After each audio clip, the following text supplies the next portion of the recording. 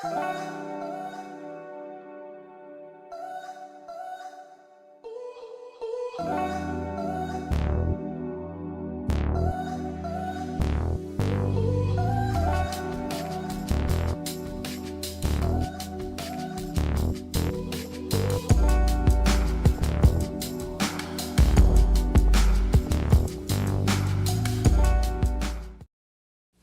y'all, I got a great new album in the mail today. B-Dub Beats. Whether you're in the mood for romance or an intimate night of fondling and hardcore fucking. B-Dub Beats. If you're into water sports, this is the soundtrack for you.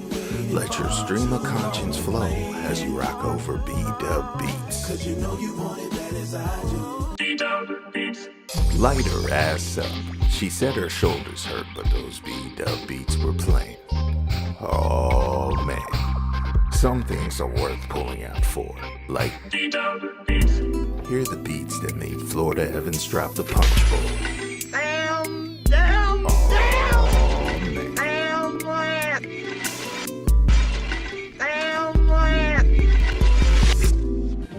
Fantastic album, man. Let me borrow it. No, my brother. You got to buy your own.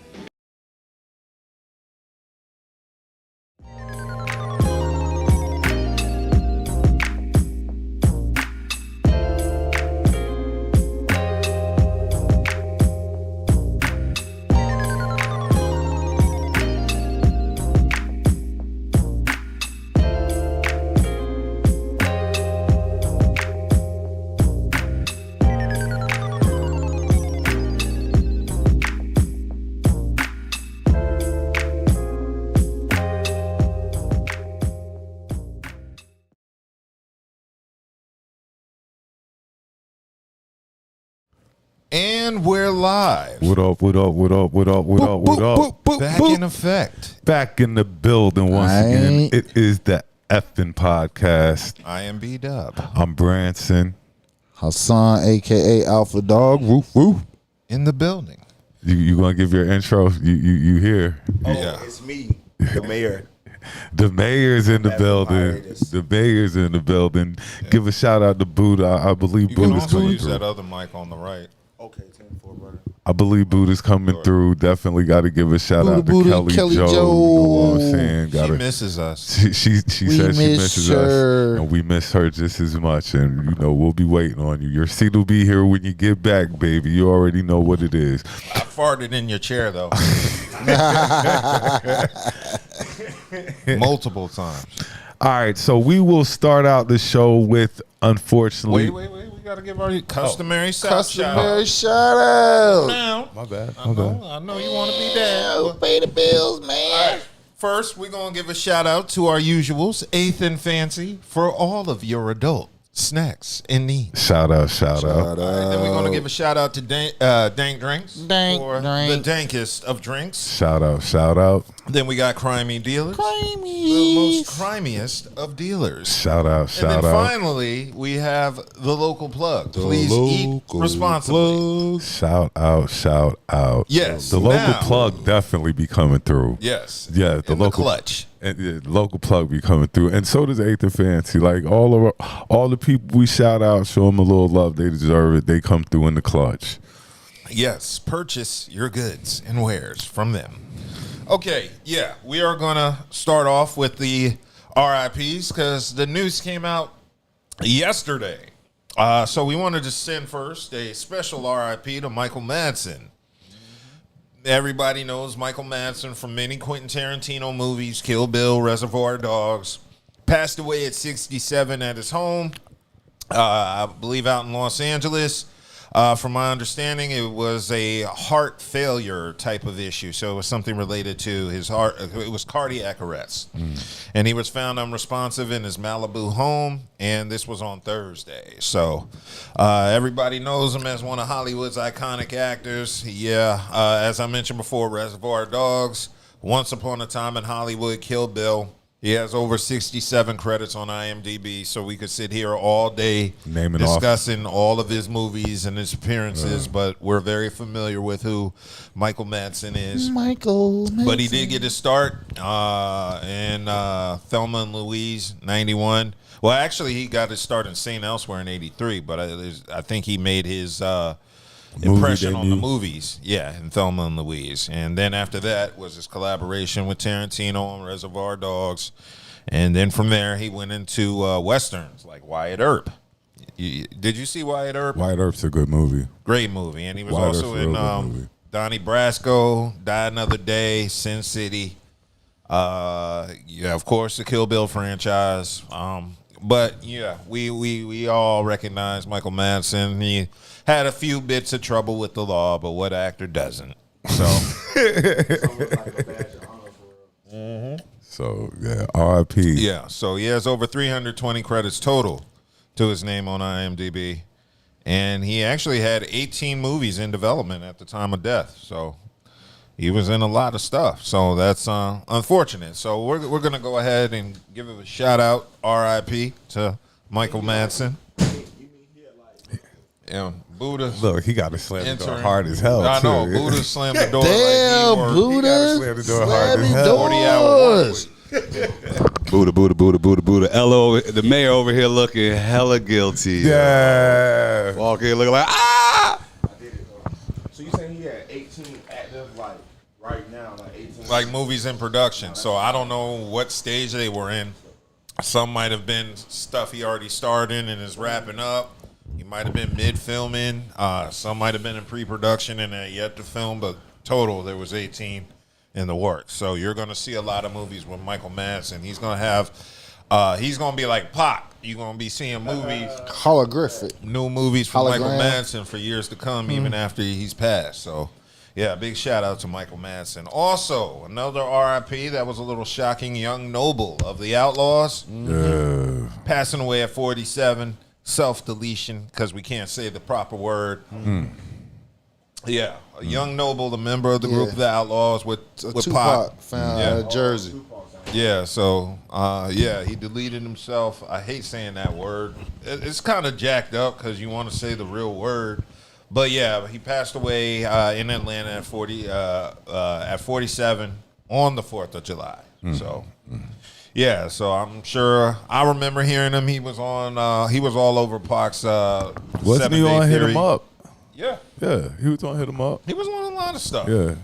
So yeah, he. A lot of people wanted to take time to make sure you be aware of mental health issues that people around you are having. We always used to cover that too. Like mental we're health very is big on mental health. Mental health is serious. People are deleting themselves at a high rate. Yeah, and People are deleting themselves at a very high rate, and that's not cool. So, all. yeah, No. make sure y'all, at the very least, if you don't want to talk to nobody, talk to Chat GPT. They will lead you and show you the way. Are we gonna do the are we gonna cover it in the 4th of July? The we're gonna do that. No. I was gonna say the RIP up in Chicago for the chick, the rapper. She was having a party. She was having an album release She was party. having an album release party, and they did a drive-by, and I believe they killed her 2 sisters. I'll wait till Doug pulls it up because I want to give the right information. You said 14 people got hit? Yeah, so it looks like, 4 were hit permanently and 14 people were wounded in a mass shooting outside the Artist Restaurant and Lounge in River North. In Chicago's River North neighborhood. Who was it? Mellow Bucks. Mellow Bucks was having an album release party, and there was a shooting.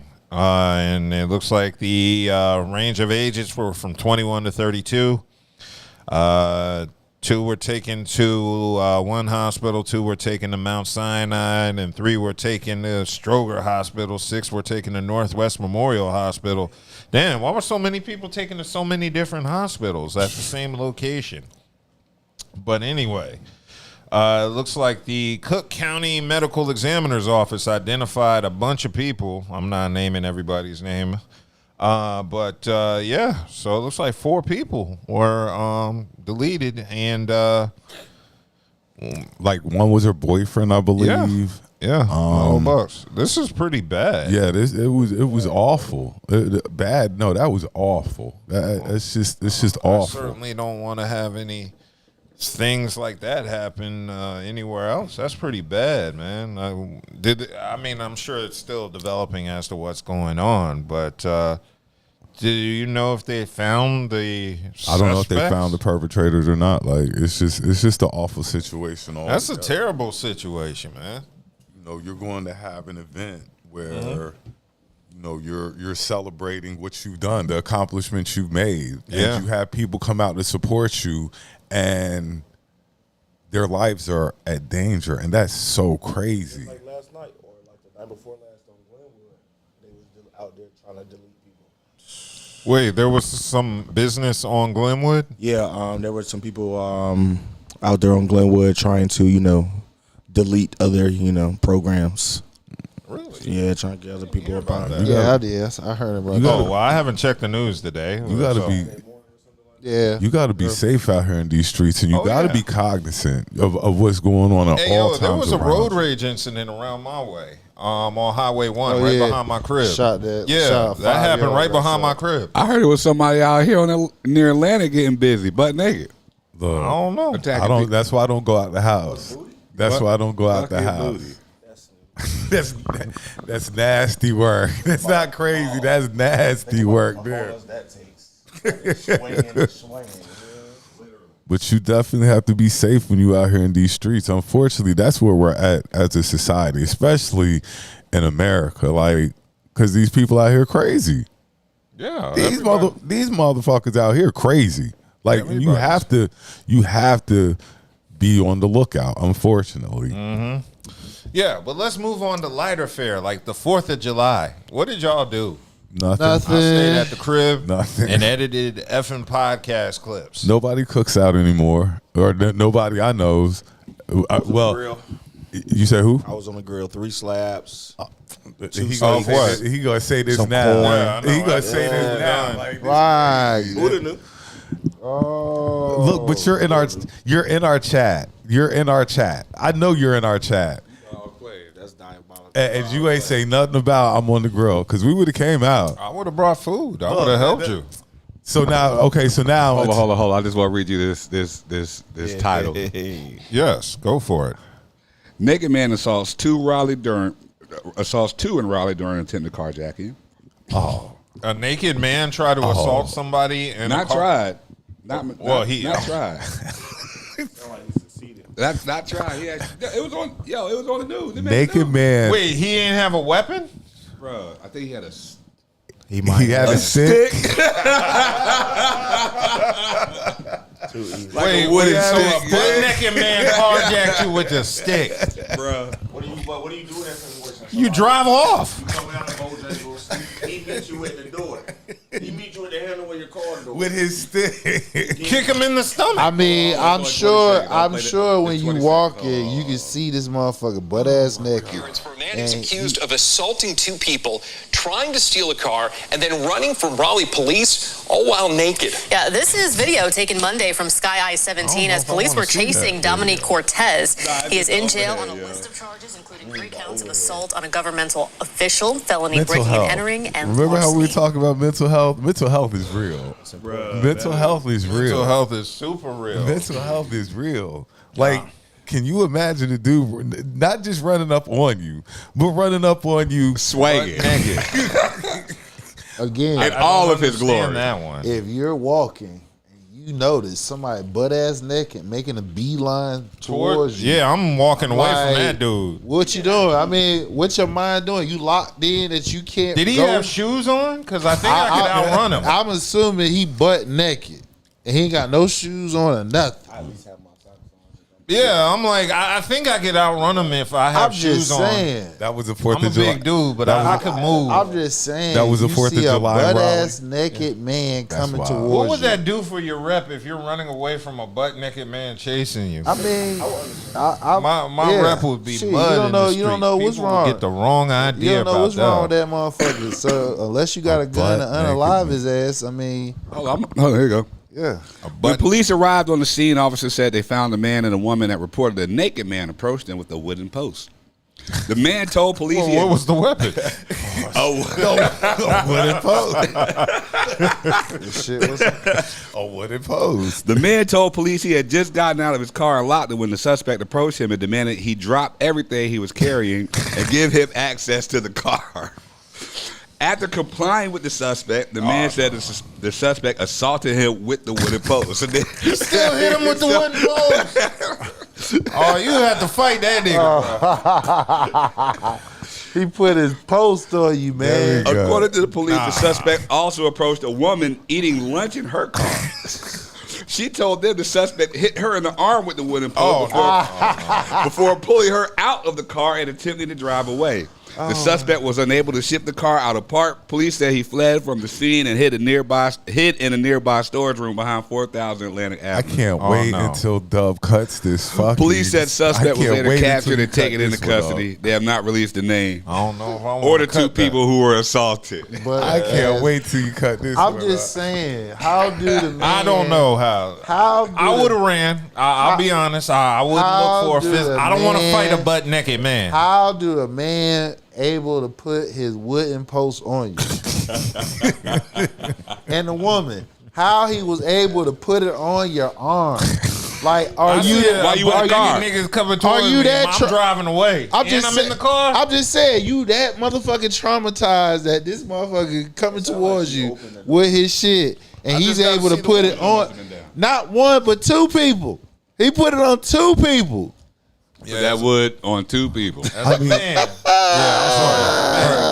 I gotta shout them socks out. I gotta shout those socks out because Man, those socks are crazy. That man had no socks on. The Ed Flanders socks, the Ned Flanders socks are out of this world. Oh my God. The white socks, the black.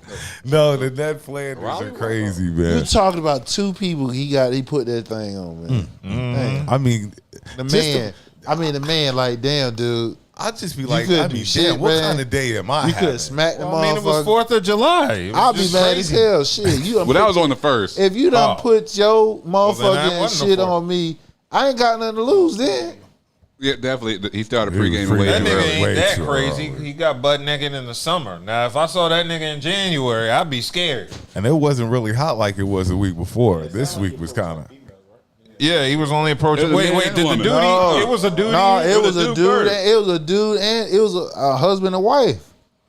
Wait, it was two people. That's what I'm saying. He put it on two people. He in the same car? Yes, he put the wood on the dude. And they were close. I don't think. Well, I don't know about car. that. I think no, it was two different. This is two different incidents on Atlantic. Same butt naked ass man. I'm about to say. So the first one, like they said, the first one was a man and woman. On a man with the post. He just got out of his car, so he's already outside of his car. Okay. So he got him with the wooden post outside of his car. The chick's sitting down eating somewhere, so if it's on Atlantic, she's sitting down eating somewhere, I'm just going to assume. He ain't go that far. I'm just going to assume it's somewhere like Sonic. You know what I mean? Sonic Char. I'm just going to assume. But I'm just saying, though. The Sonic on Atlantic. Right, but you know, either or. Yeah, and he hid in a nearby storage room behind 4000 Atlantic Avenue. Because there's that place where big ass there's the public Exxon storage right there and all that stuff. Okay, right so there. the nigga was butt ass naked in the summertime, and he hid from police after he committed the crime. So he's not that crazy. Crazy is doing this in January and not running from the police. That's a crazy man. This man. But why is he butt ass naked though? He just wanted to get a tan. Is that a fetish? It might be. In MK. All I know is I always say if you run from the cops, you ain't that crazy. You know you fucked up. Yeah, you know you fucked up. Not necessarily because even in every video game you run from the cops. So. Nah, he ain't that crazy, bro. Yeah. So we'll pray for him. whoever he is. Now, along with 4th of July, there always comes the 4th of July incidents. Oh, yes. With firecrackers. Oh, God. Oh, yeah. Your boy, rapper 4 Extra needs 4 extra fingers, nigga. It look like lean green, dog. No, I saw his hand. It looked like pulled pork. He took JPP to a whole new level. Look, like, Man. when are y'all going to quit with these fireworks? How Like, many damn PSAs have to tell y'all about these damn fireworks? when are y'all going to stop with Hey, these yo, fireworks? did you see that meme on July 3rd that said somebody's hand gonna? They even said it before it happened. 'Cause it this always is the last happens. day somebody's gonna have their hand. That's what it said on July 3rd. It happens every year. And then on top of Somebody that, over blows there their in hand. Cali, it just seemed like everybody's house is on fire from fireworks because motherfucker is obviously it's a lot of people buy a whole bunch of wholesale fireworks and they sell them out of their house and them bitches be going off and boom boom boom big ass shit. Yeah, so this dude, rapper 4 Extra, I saw before he blew his hand off, he had the fireworks in his hand. And just hours before the accident, he had the video where he held 2 firecrackers, one was red and one was gray. And he said, I'm going to blow a nigga up. And he didn't know it was him. It was going to be him he blew up. Yeah, he's a rolling 40s. You see it, Buddha? Oh, Buddha, y'all saw it? Oh, no, I'm good. I don't want to see it. son. I'm good. Oh my goodness. I'm good. Listen, I'm good. it's over. Damn, done. He ain't hold on. He ain't using that hand no more. Now listen, Nah. Not for nothing. Not for nothing. And that's a right hand, too. Yeah, you know But I when think he got still out- got. No. Or something. No. Oh wow. It's like this or something. Like, Nah, he- bro, what's right here? What do I got right here? Stop that. Stop that. You don't see that right there? Go. But you know it's ironic because like when he got out, his the way he rose back to fame was squabble this, squabble that. You would go to the Avenue 22. Now you ain't doing shit, my boy. You could do a slap fest. Oh, the mic. Yeah, like nobody's. He could do it's just natural habit. It's just natural habit, man. You know he could do slap fest now because he only got one hand. He can't. Yeah, he can do We can too. shit. Damn, boy. I just don't get it. I don't get it. I don't understand how you a gangster and you hold a steel and you don't know how to handle many I explosives. quit shooting off fireworks probably 15 years ago. I like the sound of them when they go off, but I'm not shooting them off. Yeah, I'm just not shooting them pressed off. over fireworks. I'm not shooting them off. Hey, I remember about 10 years ago when I used to make that trip down to South Carolina to the south of the border. Shout out get- south of the border. Load up on fireworks, come back to South North of the Carolina. border. Look, south of the border. Landmark between Does that North sound and familiar? South Carolina. Does that sound familiar? South Somebody of the trying border. to get to south of the border just to get some fireworks? Hell South of yeah, the we used to do border. that shit all the time. They south of the border is for one purpose and one purpose only: 4th get of some July. fucking Like, fireworks. and they always come through. Yeah, so you drive about 3 hours to the south of the border to South Carolina, North Carolina exit. You stock up on fireworks and you don't smoke a goddamn thing on the way back. Hell no. Hell no. No Shout out blunts, south no of the nothing, border. boy. Yeah, and then you got tons and tons of fireworks. See, back in, what was it? When I first moved to Raleigh in 07, 08, we went down to south of the border, me and a couple people, and then we just bought a bunch of red fireworks and a bunch of blue fireworks and sold them to the Crips and Bloods and made them have firework wars. And ain't nothing down there. Ain't nothing in south of the border no more but fireworks. Yeah. That's it. That's all there is. All you That's get it. fireworks. That's all they need. That's enough Yeah. to keep them in business. Especially since they're illegal in North Carolina. So, that works out perfectly. Yeah, but hey, they fine in South Carolina. That's You can't tell on the 4th of July. That's the only difference. You can't tell they're illegal on the 4th. Oh, no, you Oh, yeah. definitely can't. No. And for anybody not in this region, that's the only difference between North Carolina and South Carolina is fireworks. One is legal in one state and the other isn't. And there are alligators in South Carolina. That's it. That's the only difference between South Carolina and North Carolina. But cool, let's keep it moving because it was a big week. The trial of the year. I'll call it the year. Yeah, it's I don't the want. year. It's not going to be the trial of the decade. It or the didn't live up century. to all the I thought it was. No, it but did. I found out Cassie got peed on. That was wonderful. I mean, I'm sure she wasn't the only one who was getting peed on. I found out a lot of people got free. peed on. That got out free. I found out one of the male escorts want to sue her and Diddy because she gave him an STD and abort their child. I found that out. We'll get into that, but as you know, everybody watching, Diddy got what 2 out of the 5 charges guilty of, but they're the 2 minor ones, which was the purchasing of pussy. That's the legal definition of what it's called. Right. But that's it. All guilty. All Diddy was guilty of was just the crazy part about it is the charges that he was convicted of. Only 2 people in history ever been charged with that charge and been convicted.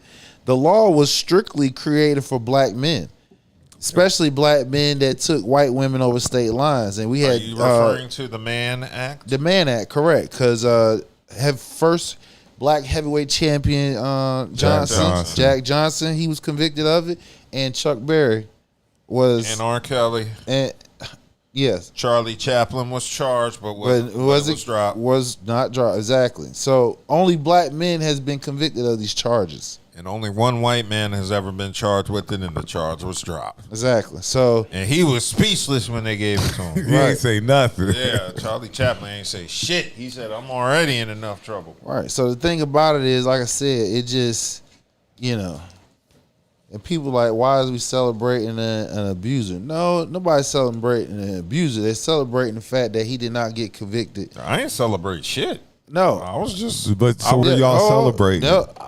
First of all, I'm just describing what people. The reason why people celebrate.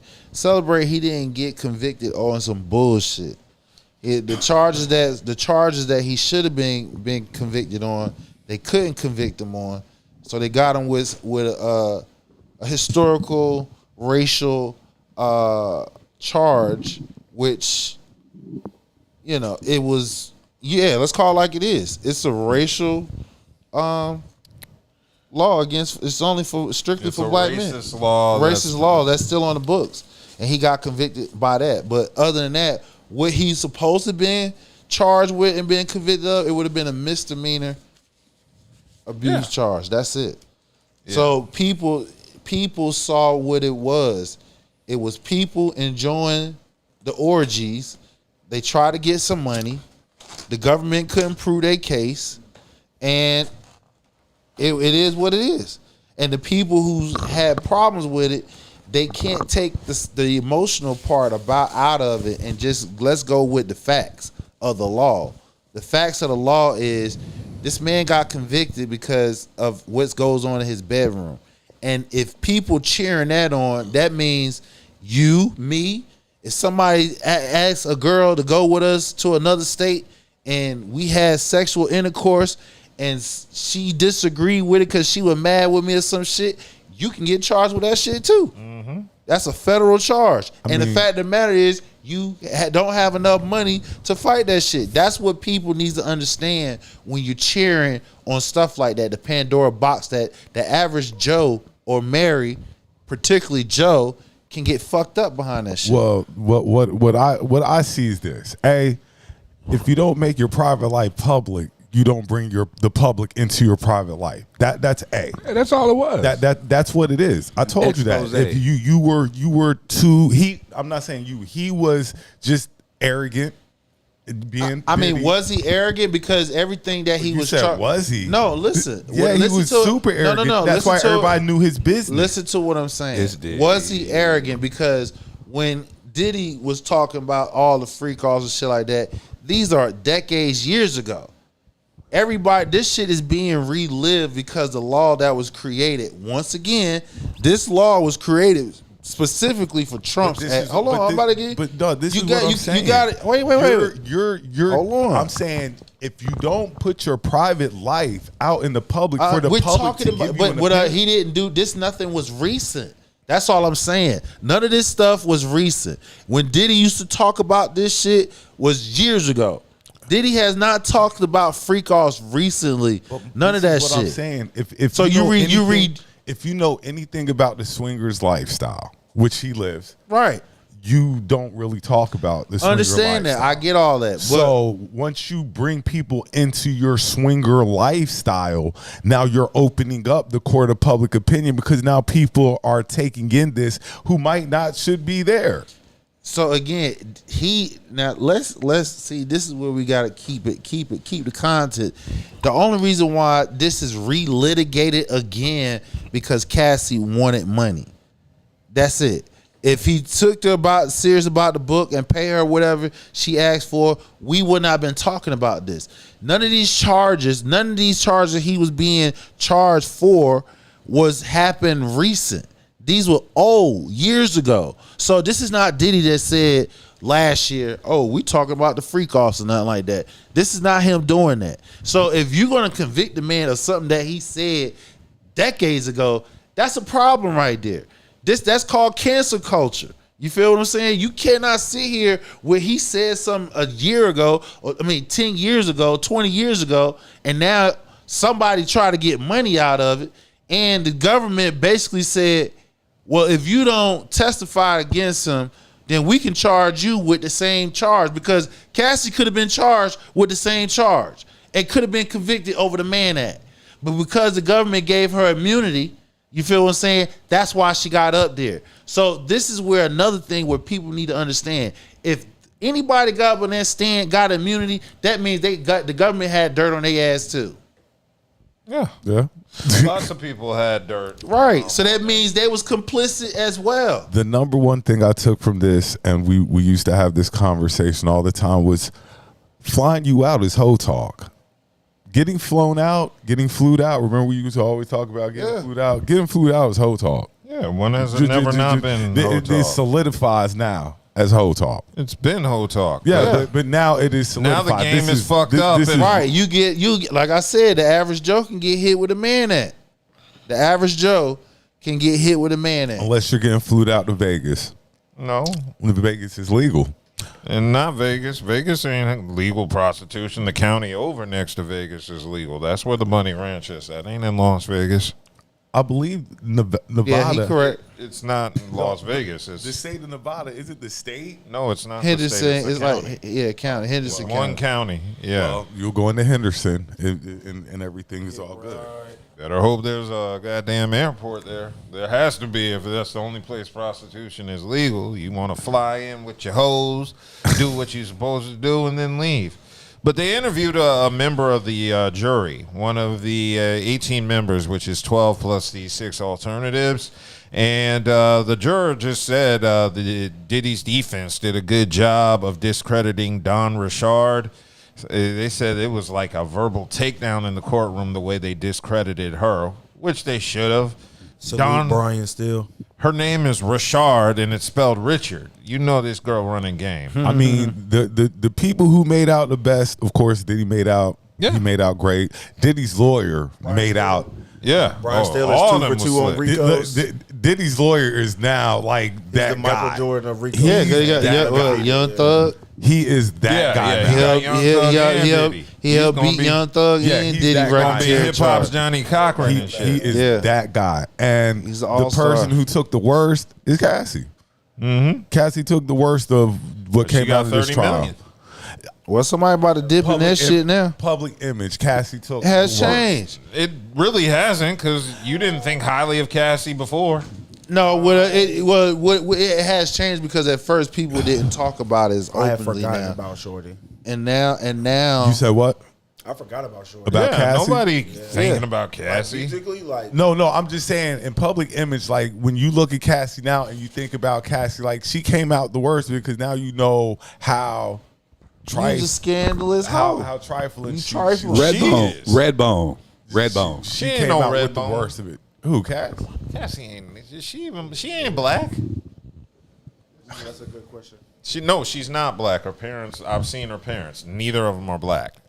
Well, nevertheless, Cassie comes out looking awful. Yeah, completely awful. She's a literal cum now bucket. She did, the video of her and Puff, that still plays a part in it too. But just the overall gist of it is that Cassie was playing as much of a She part ain't in a all of this victim stuff with people as, trying to you know, put her Yeah, as. I don't see her as a victim. She's not a victim. And anybody who try to take this case and try to align it with real people, with real victims, you need to be slapped. And it's disgusting. And 50 Cent, baby mom. Yeah. Oh, she's a piece of work. Actually, it just shows you what type of 50 Cent is. He don't take care Well, no, of women. it just shows you what these women that some guys will hold high up on this pedestal and be like, this chick ain't. Well, nothing. it's not necessarily hold up on a pedestal. It's just the fact that in Puffy case, right? You know, if you fucking with this is in 50 is another billionaire, right? You fucking with another billionaire, which you just popped the baby out for him, and he ain't taking care of you even on a basic necessity part. And he paid like $10,000 a month. That ain't shit to a billionaire. And he smashing her, got her, he tricking her out and all that other stuff. I mean, like, that's the ultimate, like, yeah, I'm taking your baby mom and I'm turning her ass out, nigga. Like, what? Like, you can't, like, but it just goes to show 58, like, he a cheap ass motherfucker. He'll take care of his house. Cause she like I said, once she break that glass house, she gonna find the next nigga that's gonna be able to take care of her. Well, in addition to that, one of the things I feel about Cassie, I think Cassie is responsible for screwing the game up now. She is. Because there's a lot of D-list, Z-list talent girls that are in their teens and 20s that were ready to be freak off girl number 2 to make it. And now Cassie's just exposing all this shit. Shut that all down. Shut it all down. Game. Cassie ruined that. Look, I everything. just said last week, hey man, you can't cheat out here. No side bitches. Cassie ruined they all don't that. want to play their position. They don't want to play their position. They want to be out in the open and shit all like you that. Pretty girls They out there. telling on your ass. Unfortunately, you got to start on OnlyFans because the idea of getting gutted on a couch in a nice luxury condo was just out the window. It's out, man. Nobody fucking with y'all. Ain't gonna lose Just that gone. bread. Yeah. So now you can't get flown out. Niggas ain't gonna fly you out. And if you do get a ticket, You pay for your own ticket. For your own ticket. I'll reimburse you. No, not if you piss me off. Now you subject to me. So yeah, you gotta can't give up that pussy. Niggas can't even fly you out no why I damn say more. That's we gotta over reimburse with. you. Getting flued out Look, is you over. can't even fly you out no damn more. You gotta use can't your fly own you damn out. money. Can't fly you out. You got to take the train. Yeah, can't fly you out. None of that shit. Amtrak ticket. Look, we ain't even talking about sex. And none of that. That's none of that's even being discussed. It just happened when you got there. Now, despite that, you also have to remember Diddy was denied bail, so Which he's that was still bullshit. in jail. Yeah, they think of him as a danger. That's the part that pissed me off. Cassie, that was some bullshit. Cassie was like, "No, I think he's still a danger." That's bullshit. Like nigga, you got immunity, meaning they could have charged you with some bullshit too. So they just wanted you to tell, so pretty much embarrass yourself even more and try to embarrass him. You feel what I'm saying? It's hopefully to sway somebody to get his ass locked up. It didn't. It failed miserably. So here we are. Somebody who got convicted on 2 lesser charges, and he can't get bond. Yeah, he's not going to be. Now able watch. to get bond. Now watch when I tell you Trump gonna pardon his ass, because he be like, "Hey, that wasn't fair." Man, he gonna tell Diddy to go sit I'm down there telling 1 you, or 2 man, years and hit me he with a gonna real pardon favor. him, dog. I'm trying to tell easy you, pardon that's for an Trump. easy pardon. Trump gonna pardon his ass. Watch. All right. I think Diddy was screwed by the system. He should have got on bail. He should have got bail. I know Cassie ain't shit. The pussy was trash when I had it. That's Trump, man. But yeah, I mean, it's going to be an interesting role for Cassie now because everybody knows she got that $30 million. She get ready to. Oh, she about to give us some of that. Low. Cassie get ready to get low. No, she can't get low yet. She got to answer that lawsuit. Yeah, dude is gathering a lawsuit against her. Cassie's in the process of getting sued by one of the escorts that she hired. I love how women are trying to say she didn't hire these people. It was Diddy putting pressure on her to do it. She did. Yeah, that's the reason why she got immunity, because they had the text message between her and Diddy implement her. Put her in the damn process of committing the crime. Yeah. So for her to testify, they had to give her immunity. Yeah, so this dude is an escort named Clayton Howard. Says he was exploited, drugged, and left with lasting trauma after dealing with Cassie and them. And let me go ahead and load that clip up. There it is. So good morning. I am Dave, the man who has just sued Cassandra Ventura for damages involved in the Sean Combs sex trafficking trial. And I'm looking through social media, and I see a lot of the women out there, particularly black women like myself, who choose to victim shame me and try to do everything they can to discredit me, because the truth is that the loss of the Sean Combs trial was a loss to the Me Too movement and to hating women like the women who are trying to insult me. So let me tell you something, you women out there who would like to insult me. This is my story. I was paid by Cassandra Ventura, for 8 years to be her male provider. I didn't have to be the best looking guy. I was the best in bed. And because I was the best in bed, guess what? I was given this arrangement. I was coerced.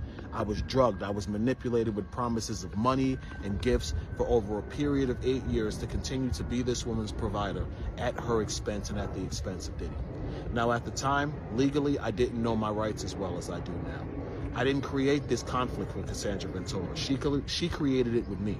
She's the one who decided to bring up things that happened over 10 to 15 years ago to hold Sean Combs accountable for what was a partial truth. She's the person who introduced me to the U.S. Attorney's Office. She's the person who told the U.S. Attorney's Office about our relationship. So in essence, those out there who want to hate on me, who want to say that I'm attacking Cassie, you should realize the truth, that Cassandra Ventura, your idol, did this to herself. Yep. So that was your boy Clayton Howard. He do look like black. That was your boy Clayton Howard, male escort. In the process of suing Cassie, said he caught an STD from her. I want to know which one is it, HIV or herpes? I'm sure it's herpes. Probably herpes. Probably herpes. Yeah. Bump, bump, bump. Now that B2K song, come on, whenever he have an outbreak. So yeah, this is a big deal, and he knows Cassie just got a bit of money, and we have some evidence from Cassie that we saw during the court trial that have her making threats to physically delete people on phone. She threatened, what was it, a male escort? Because he said he saw a freak off tape and she wanted to know. Dude claims he was drugged, drug abuse, sex trafficked. Pregnant. Yeah, got her pregnant. She aborted the baby without telling him. I'm like, is that a bad thing? No, because I mean, how does he know it's his? Yeah, the way she was how smashing. Did he know it was his? The way she was smashing, how he know it was his? Yeah, how does her husband know it's his? Boy, that club has been shot to the way her club was shit. getting shot up. How does she know specifically that it was his? That's all I'm saying. That's the one thing that is so disturbing in all this, yo. It's not like everybody ain't say they hit. You know the high rate of STDs, and these motherfuckers up here just giving it to each other, raw dogging their life, just raw dogging and then away. They send it out. All they got is money and get high. Ain't nothing wrong with that. Get high. Yeah, it is when you sending that out. When you sending that out to the public, though, because now these escorts that you done, now they going off to. That's how it be. Give off with it. Hey, this guy said Cassie forced him into disturbing acts, including masturbation for hours on end. It resulted in tears, skin peeling, and scabbing. I'm about to say, how do you masturbate for? Good God! Oh, he paid for it. That's what the silicone and the baby oil pulled the skin off. Yeah. Damn, that shit hurt. Look, you done rubbed all the feeling out. That shit hurt. You done rubbed the feeling out that motherfucker. Desensitized that nigga, dog. You done pulled the skin off, nigga. You done rubbed it. Oh my God. Look, I'm just saying, you done stroked this. That shit hurt. Yeah. That's hurt now. It ain't me. Yeah, that's painful. I feel that shit right now. That's a lot, boy. Yeah. I don't know how long that Start was. crying. Right. But how much can somebody actually pay you to keep going? Right. Yeah. That's why I'm just trying to. Like, that's a different question. How high you had to be doing that That's shit? a different type of question. No, right there. nigga, fuck Nigga, being high. you couldn't even wash your shit for a week. How much should somebody actually have to pay you to keep going? And you done tore your meat, the skin off Oh my your meat, God. bro. You know. Oh Lord. Get that Sorry, money. number you can buy it. Friction. Oh my God. So he's saying he suffered pain and suffering, Trauma. emotional distress, Man, get your mental man anguish, Get your money. plus loss of enjoyment of life. Yeah. You know, Yeah. pull the skin off of it. That That bitch, shaved it. look, it probably healed back and then healed back right neither. And I got a scab. That over look, too. that thing, that thing probably don't even get hard. It get hard and hurt. Like Right, exactly. get hard and start hurting. Look. Like, oh God. I'm telling you, bro. Look, I'm telling you, man. Yeah, get that money, nigga, because your ass is. I'm He fucked said up. Cassie I'm also, fucked up over here. Cassie assaulted him, he said, because of she was apparently in her menstruation period and forced him to have sex. So he said, by logic, he said, if I were to climb on top of a woman and bust in her against her will, wouldn't that be considered the R word? Yeah. And so he said, if she's putting her bodily fluids all over me without my consent, isn't that the same thing? Correct, it is. And by logic, I guess he's right. He's correct. So He's in. Cassie's gonna have to make a settlement, and she's going. More importantly, I feel like her husband, man. And this opens the door to more lawsuits. Then, Yeah. the Oh, lawsuits. they gonna chip in that 30 Lawsuits million. are getting ready Remember, to start. she's on tape threatening an escort. Yeah, And there might lawsuits be are getting some ready to start. psychological damage and emotional distress from being threatened By by such a Cassie. powerful woman. It's like being threatened by the girlfriend of A powerful cartel man leader. Exactly. So So yeah, she Cassie's gonna- she just opened up a Pandora box for her motherfucking self. Yeah. I don't get too attached to that 30 million. Right, Boy, exactly. Let's pray you get it maybe 2.5 when it's all said and done between lawyer fees, settlement fees, Oh boy, flights back and all forth. you Cassie got there cheerleaders, y'all see this chick ain't shit. Yeah. See, now what she should have done was get that money from the hotel And because just- that was in silence. Right. Because she got that without anybody knowing. She could have had 10 million to herself, but now she want to get greedy and advertise to get the rest. Now Right. everybody know you got that money. All these coming escorts for- is they gonna coming come for back you. and get your ass. You should have just kept that 10 mil. Because I see you ain't gonna keep all that 30 mil when the smoke clears. You still in that smoke. Nah, they gonna And dip she in started this. this.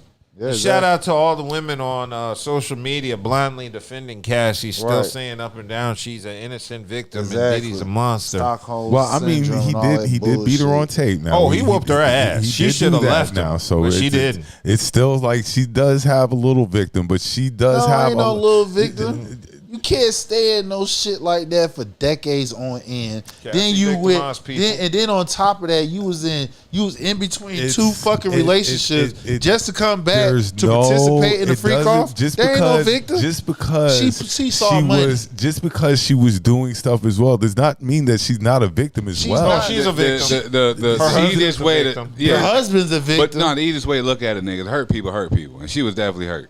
Oh, she was hurt. She was definitely That was hurt. hurting each other. That was a like I toxic said, That's cool. relationship. Yeah, but that's what I'm saying. So So, she's let's- still a perpetrator. She's a perpetrator and a victim. So if you're It's going to both. so then So you was R. need Kelly. so then you need to give Diddy you need to give Diddy grace. No, R. Kelly was molested as a child. so Exactly by his he was- sister. he- He was by his You're sister. missing my point. Is he He- not in jail when Right. while he was a victim? And then people don't Perpetrator, talk about victim. that because R. Kelly was sexually abused by his sister, which she's always been by his side throughout his whole entire upbringing. Then on top of that, she and others cultivated the culture, the reason why he did what he did. Yeah, but I mean, I still agree with him being locked up for what he did. All I was just making a point is victims can still be perpetrators and Exactly. can still face punishment. Exactly. Yeah, So- Cassie R. ain't Kelly free. is a clear classic. Yeah, so I don't believe she was as innocent as she originally displayed. Oh so, no, she's definitely not as innocent. To all the but women blindly supporting her, I mean, I don't have a problem with your opinion. You can think whatever you like, but it's when you think I'm an asshole for opinions calling aren't it out. facts, though. Yeah. Opinions are just Yeah, assholes. that's Buddha not said, facts. "Hurt people," Yeah. and she was definitely hurt, and she was hurting a lot of people. So Yeah. She hurt a lot of escorts But by Diddy giving ain't them that. STD. Diddy is not that. Diddy is not that monster that people. I'm not going to say that either. Yeah, I'm not running to Diddy's I defense. ain't about to defend I'm not Diddy. running to Diddy's defense. How? I'm not running. How? I'm not How? running to Diddy's How? defense. I'm not. How? What I will say, how he's not. for How Diddy, he is. only thing I'm gonna say about Diddy, his lifestyle is NMK. Okay, but outside his lifestyle, how he's a monster?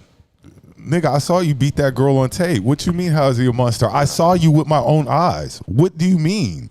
Yeah, that's true. How are you going to explain that? No. So let's explain the whole narrative. I don't need a whole narrative. You do. I need to see yes, you you do. whooping that girl No. It was part of the testimony. The security guard that came up there, who was one of the first people, and a male escort that was in the fucking room. That saw the shit. Her ass was high off of fucking drugs and running away.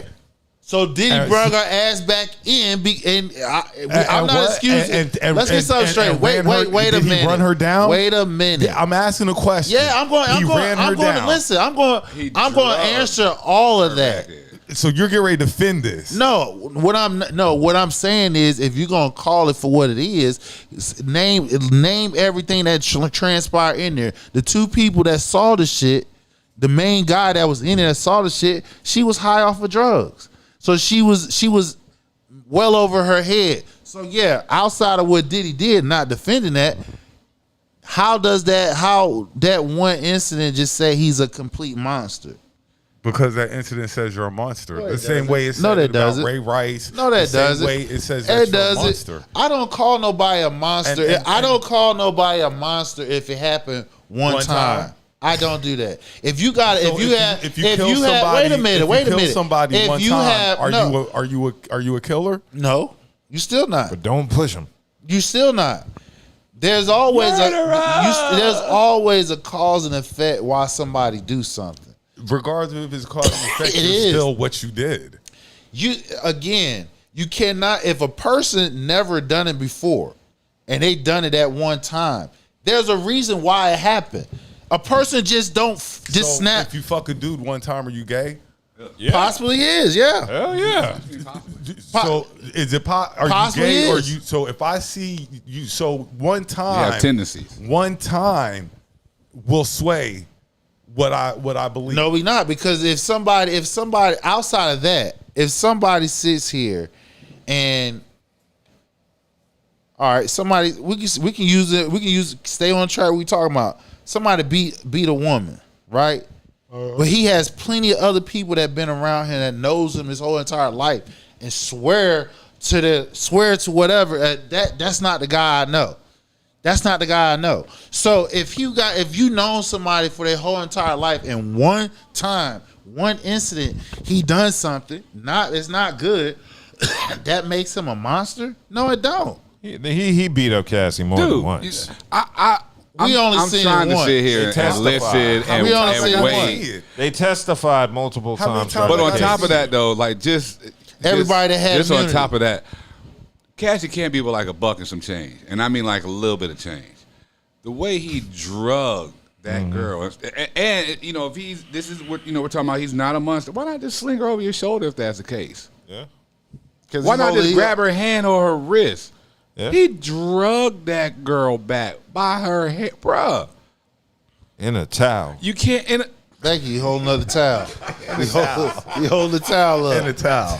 See, even Diddy high on pink cocaine had more sense than that nigga at Atlantic Avenue. In a towel.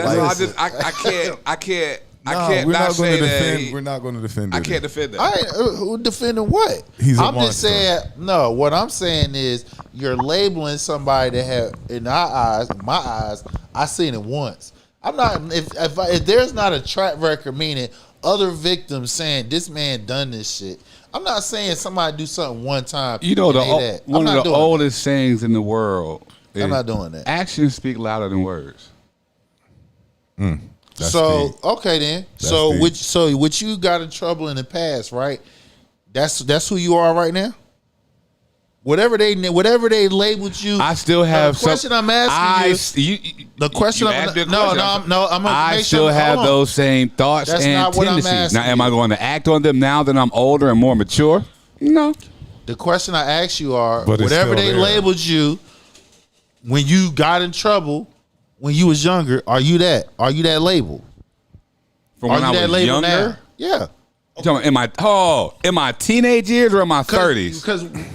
Because I know this nigga was like in his late 20s or 30s when he was still doing this. Because if you're saying one time is all it takes for you, right? So what I'm saying is anything that you done in your whole entire life that you got in trouble for one time, are you that label now? Are you that label right now? If you expect If the police caught me and said certain things, they would label with that me that. one time, They would label me that because I have things that's following me now from forever from that. with that one time. So what I'm saying is, are you still consider what they labeled you? Me personally, then? I don't go off of labels anyway though. Like I don't give a fuck what somebody labels me or thinks of me as. I'm just saying in general. I get you, but I'm just saying. Let me pose a question to you, since Branson, since you said all it takes is one time for you to say he's a monster. So whatever you got in trouble for, small or big, and you don't do it no more, are you that same label that they labeled you when you did it? Today. Okay, let's take this into account. How long ago was that tape?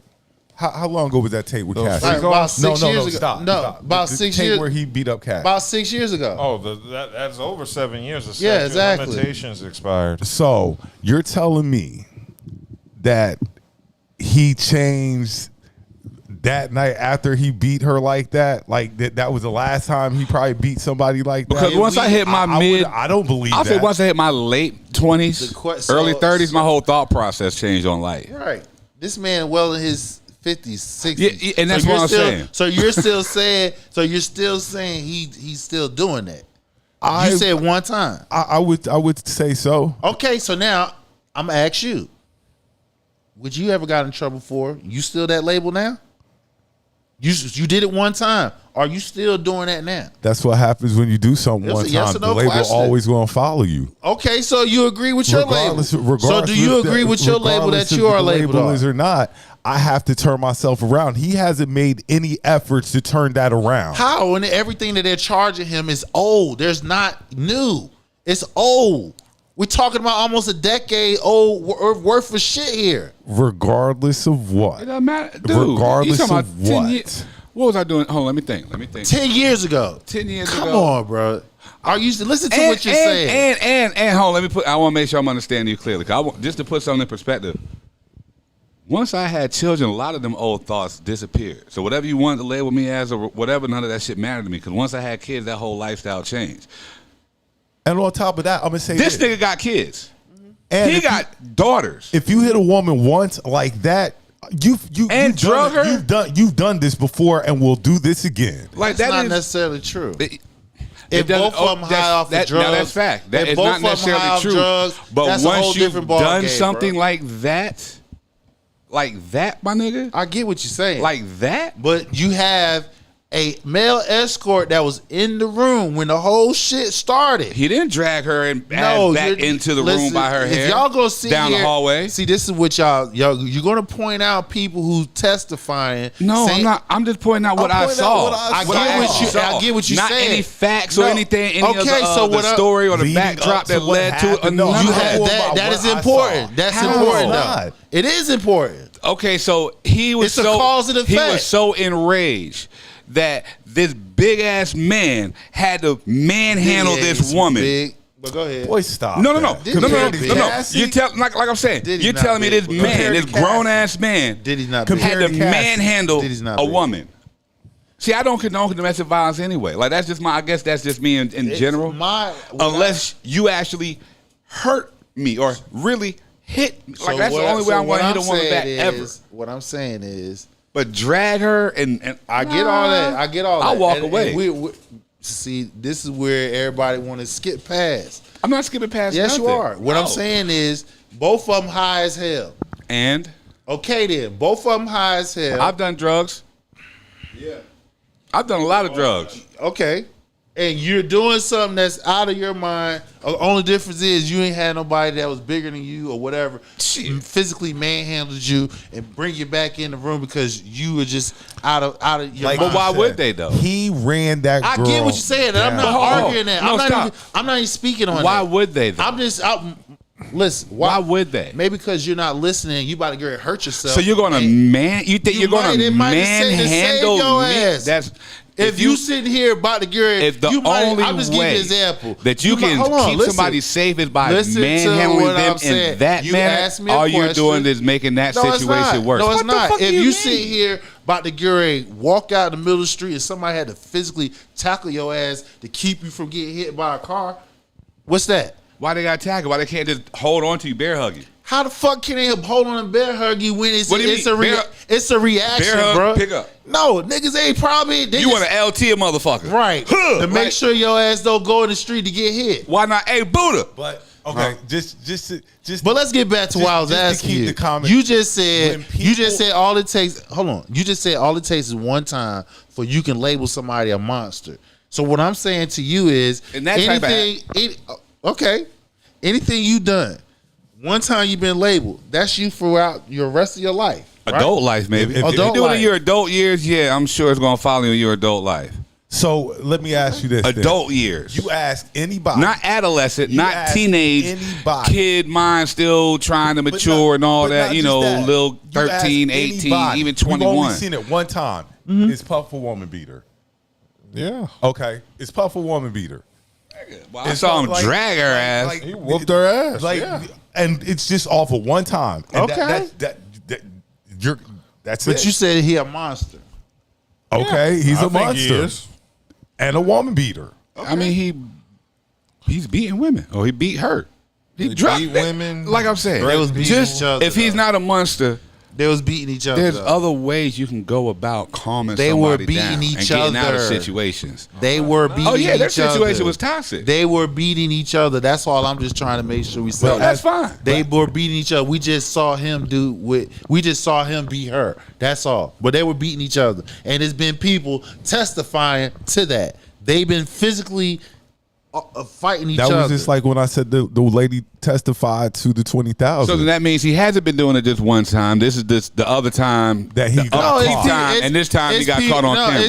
That's what you're saying. It's people that testify they both have a toxic relationship. But there's people who also testified that he had beat her on several occasions. So what I'm saying is, if you're going to acknowledge him beating on her, then you have to acknowledge her beating on him. Oh, we're not talking about. We already know that. We're just talking. So what I'm just saying is, we're just you're looking at it from the wrong side. How is you giving an abuser cover? Nobody giving her cover. Somebody else another abuser when they're abusing each other. Okay, they're both abusers. Okay, they're both monsters too. For what they're both monsters. And stop putting it all on him. They both abusing each other.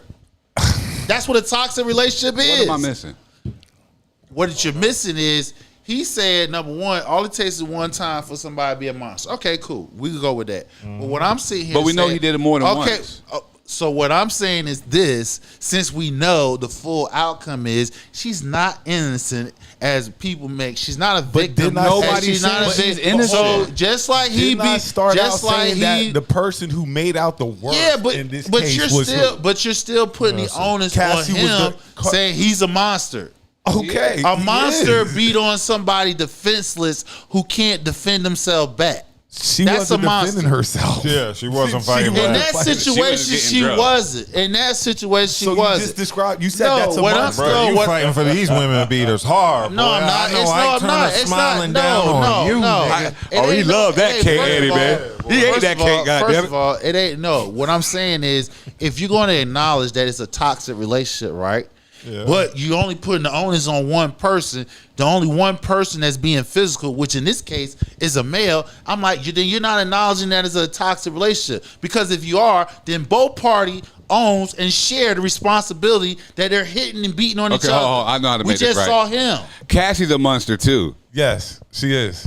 She's the biggest monster. Oh, Cassie's the monster She too. got the monster. Well, guess what? She's being sued for that. So how about that? And it's we got text message of her clearly being an aggressor, claiming that she'll kill somebody if they don't do what she Cassie said. deserves what she gets too. Cassie deserves it. Y'all can't say you can't say that Diddy, they're in a toxic relationship, but you're gonna put it all on Diddy. I didn't put it all on Diddy. Yes, you are. No, we're not. You are. When all you That's what you're hearing. No, but that's not what you're anybody saying. said. When you only speaking his name and attaching his name to abuse, and they're both abusing each other. They are, but I can't defend this. It's nothing to defend. All I'm I'm not. You're doing a terrible job doing it. No, first of all, you aren't a member of Diddy's defense team. I don't give a damn. What I'm just saying is you cannot acknowledge that it's a toxic relationship, but then you only put the onus on one person. Nobody. If it's toxic, that means both people are doing it. You just seen one. But That's two all. toxic people can do two different things to be toxic. Cheating on somebody is toxic. Beating on somebody is toxic. But if you're going bleeding on somebody, but if you're going to use and make it convenient for yourself and say, well, people testify this. People testify that this is what she does. They got text messages as this is what she does. That's the reason why she got immunity. The trial you can't revealed skip she past put hands all on that. Diddy too. She had just as much as involvement as him. I know that. All right, then. She's not Cassie's on camera a monster. hitting Diddy. Diddy's a monster. The camera. I'll admit the footage plays a part in the perception. Did I tell you that? That's all. That's all I'm just saying is. But all I'm just saying is you cannot say on one hand, yeah, it's toxic. When we know toxic means both parties are getting at each other. Yeah. Any means necessary. It doesn't necessarily have to be physical though. Like, cause I know toxic couples in my life where they will scream, yell, argue, but they're not physically putting hands on each other. Yeah, like doing petty but they shit are each definitely other. That's why extremely. We ain't gonna play stupid like we ain't seen or have any type of knowledge of somebody being physical towards each other. Neither. Yeah, I mean, but okay. Look, like all I said was I didn't come here defending Cassie, and I'm not going to come here defending Puff either. I just wanted to clear. I just wanted your explain your point on one time. That's it. You labeled. Well, that. we know it wasn't more than it wasn't less than one time. It was more than once. Okay, cool. Well, let's keep it moving because there was some more court bullshit going down with Remy Ma. It looks like there are clips that came out on the internet of Remy Ma involved in a tense courthouse scene, and I do have that clip. Trying to beat you up too. Trying to beat you up. Come downstairs. You know you in front of the courthouse trying to act like you're tough. Like, yeah, stop. Yeah, let's go around the corner. Let's go around the corner. Come on, let's go around. Turn around. Like your mother's ugly? Turn around. Like your mother's ugly? Same thing. Oh, okay. Same thing. Oh, okay. Just fake watch. Yeah, okay. We could test it right now. Right now. Right now, ugly. Everything. Oh, you thought you was gonna see something ugly, bitch. You wasn't. But you wasn't. But you wasn't. No makeup. But you wasn't. Same here. You see what's up? Same here. You see what's up? Oh, okay. Yes. We just find any Say way. like somebody was holding somebody back and everybody. We just find any way to embarrass ourselves. That was embarrassing? Yeah, that's embarrassing how you're out in public conducting yourselves like two grown women conducting yourselves like that. That's embarrassing. It's embarrassing. Okay. Maybe you don't see it as embarrassing. I see it as embarrassing. I just see it as cloud chasing. Somebody out here trying to chasing too. Chasing clout. Leave Remy alone. Leave her alone. She already shot one person in the stomach. Leave Remy alone. But it's embarrassing. Yeah, so in the footage, as you saw, it was a girl named Jasmine Dior, who is apparently the daughter of the person that Remy Ma's son apparently took the life of in a 2021 shooting that has been linked to Remy's son, Jason Scott, and another man. And what that got to do with Remy? Well, Remy it's was her son. Yeah, What's it's her son killed. I know. Okay. There's kids out here who do all types of shit Did Remy that make their her son parents do have it? nothing to do Remy with. had nothing to do with it. Well, I was going to finish the story. Okay, so basically what happened apparently is this woman who was holding the camera is upset because Remy was there, I guess, for a court date related to her son, and she didn't like some of Remy Ma's reactions as the court was going over the details of what happened. Apparently, with the shooting, the victim, 47-year-old, I want to say Darius Jabot. I want to say, I hope I got that right. But yeah, apparently they murdered this man on a public street. And while they were going over the case in court, I guess they said Remy Ma was making a few faces that she felt was disrespectful. So once they got outside, that's what happened. So that's not clout chase. They set him off. Yeah, so old girl wanted to fight Remy Ma just because I guess she didn't like the faces Remy Ma was making and the gestures. Remy is there in support of who? Her son. So I mean, son is her murderous and son. That's cool, but she's nevertheless there to support her son. Yeah, she's not there to support the victim's family. She's just there to support her son. If you are a victim and you see the person whose mom unalived their loved one, and she's making some type of what can be deemed disrespectful, they mad, so any little thing can set them off. I mean, you can't expect nobody to react in a positive way. Somebody unalive they loved one, and he got something to do with it. Yeah, you could take it out on Remy Ma. I mean, and then she was in prison when that happened. So how she gonna even comment and say nothing didn't even happen? That's another thing. Yeah, so the victim. It doesn't matter what my child does. I'm pulling up. We got you, but if a victim sees what you're doing might be deemed disrespectful, you know what I'm saying, they gonna react a certain way, and that's what happened. Mm-hmm. Yeah, so this was a very negative. I wonder I'm curious to know if they did fight, who would have won. You think Remy would have won? She would have thought old girl was Clarissa Shields. Nah. I know she don't want no. I know she don't want that smoke. Yeah, she accused Remy it of. Sounds good, but she don't want that smoke. She accused Remy of lacking compassion and being dismissive throughout the court proceedings. Yeah, so that's why old girl was mad. So she spoke out after the murder. So that's what she perceived from Remy Ma's facial expressions. Probably. Yeah. I would have felt some sort of way too. Like, girl, you raised a killer. I ain't got a father. All because you wanted to be outside. Okay. Well, let's keep it moving. Let's get into some positive news. I heard Dave Chappelle roasted DJ Khaled. This wasn't the positive news, but yeah. I was about to jump to a story, and then I was like, nah, this could get some views. Yeah, so DJ Khaled was roasted by Dave Chappelle. Oh, my God.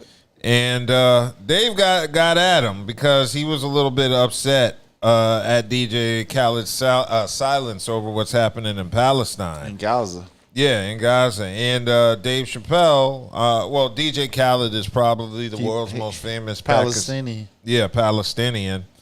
And Dave Chappelle was out here in Abu Dhabi at a comedy festival.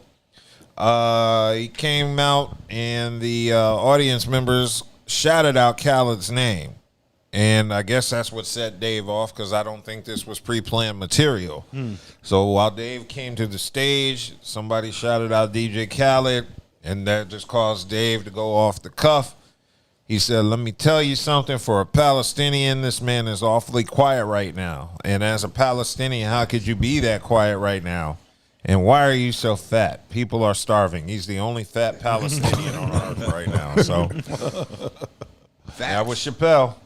So yeah, he touched on that, and I guess it's circulating about what he said, and people agree with Dave. Some are disagreeing with him. It is. He protecting his bag. Yeah.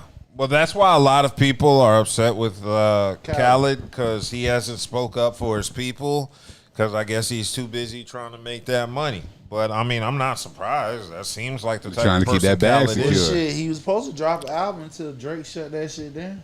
Yeah.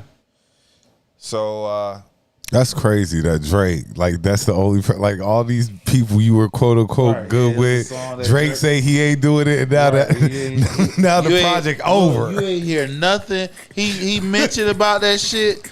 You ain't hear once Drake put out his little tweet, whatever the case. You ain't hear nothing. Khaled over. He ain't hear nothing about DJ Khaled say anything about that damn album coming out. See that But that's from the beef. All that the beef that happened now, Rick Ross, I don't know where, because him and Khaled are cool. Why you ain't, do a project with Ross and them? That's your guy. Project with anybody on this fucking planet. Yeah, but Drake said he wasn't doing it and he stopped it. Okay, that says a lot. He shelved that shit. That says a lot. Look, I forgot about it until we started talking about it. I was like, wait a minute. This nigga was he was pumping like, yeah, we about to drop another weed. You could get any other, like you say, any other rapper, any other Future, any of them. Kendrick. Any of them. But Drake said no, and you were like, oh, that's enough of this then. Right. You put that shit up.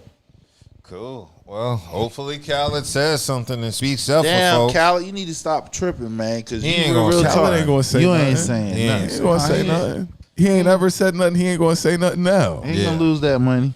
Yeah. Well, we're going to keep it moving because Bone Thugs and Harmony was in the news this week because they're getting a star on the Hollywood Walk of Fame. It was announced Wednesday. The Hollywood Chamber of Commerce announced the latest rounds of celebrities getting stars, and Bone Thugs and Harmony is one of them. In addition to that, Miley Cyrus, the Clark sisters, and Shaquille O'Neal. But more importantly, Keith David is getting a star. Right. And I was excited to hear that. Well deserved. Keith David is an effing legend in so many movies and voiceover works. Good. I, of course, remember him the most from They Live and The Thing, because those are my favorite horror movies. And not only the nigga threw hands with Roddy Piper, and won. It was a tie. Yeah. It was a tie. Keith David said, I got so tired of whooping your ass, I'll put these sunglasses on to see the subliminal signs.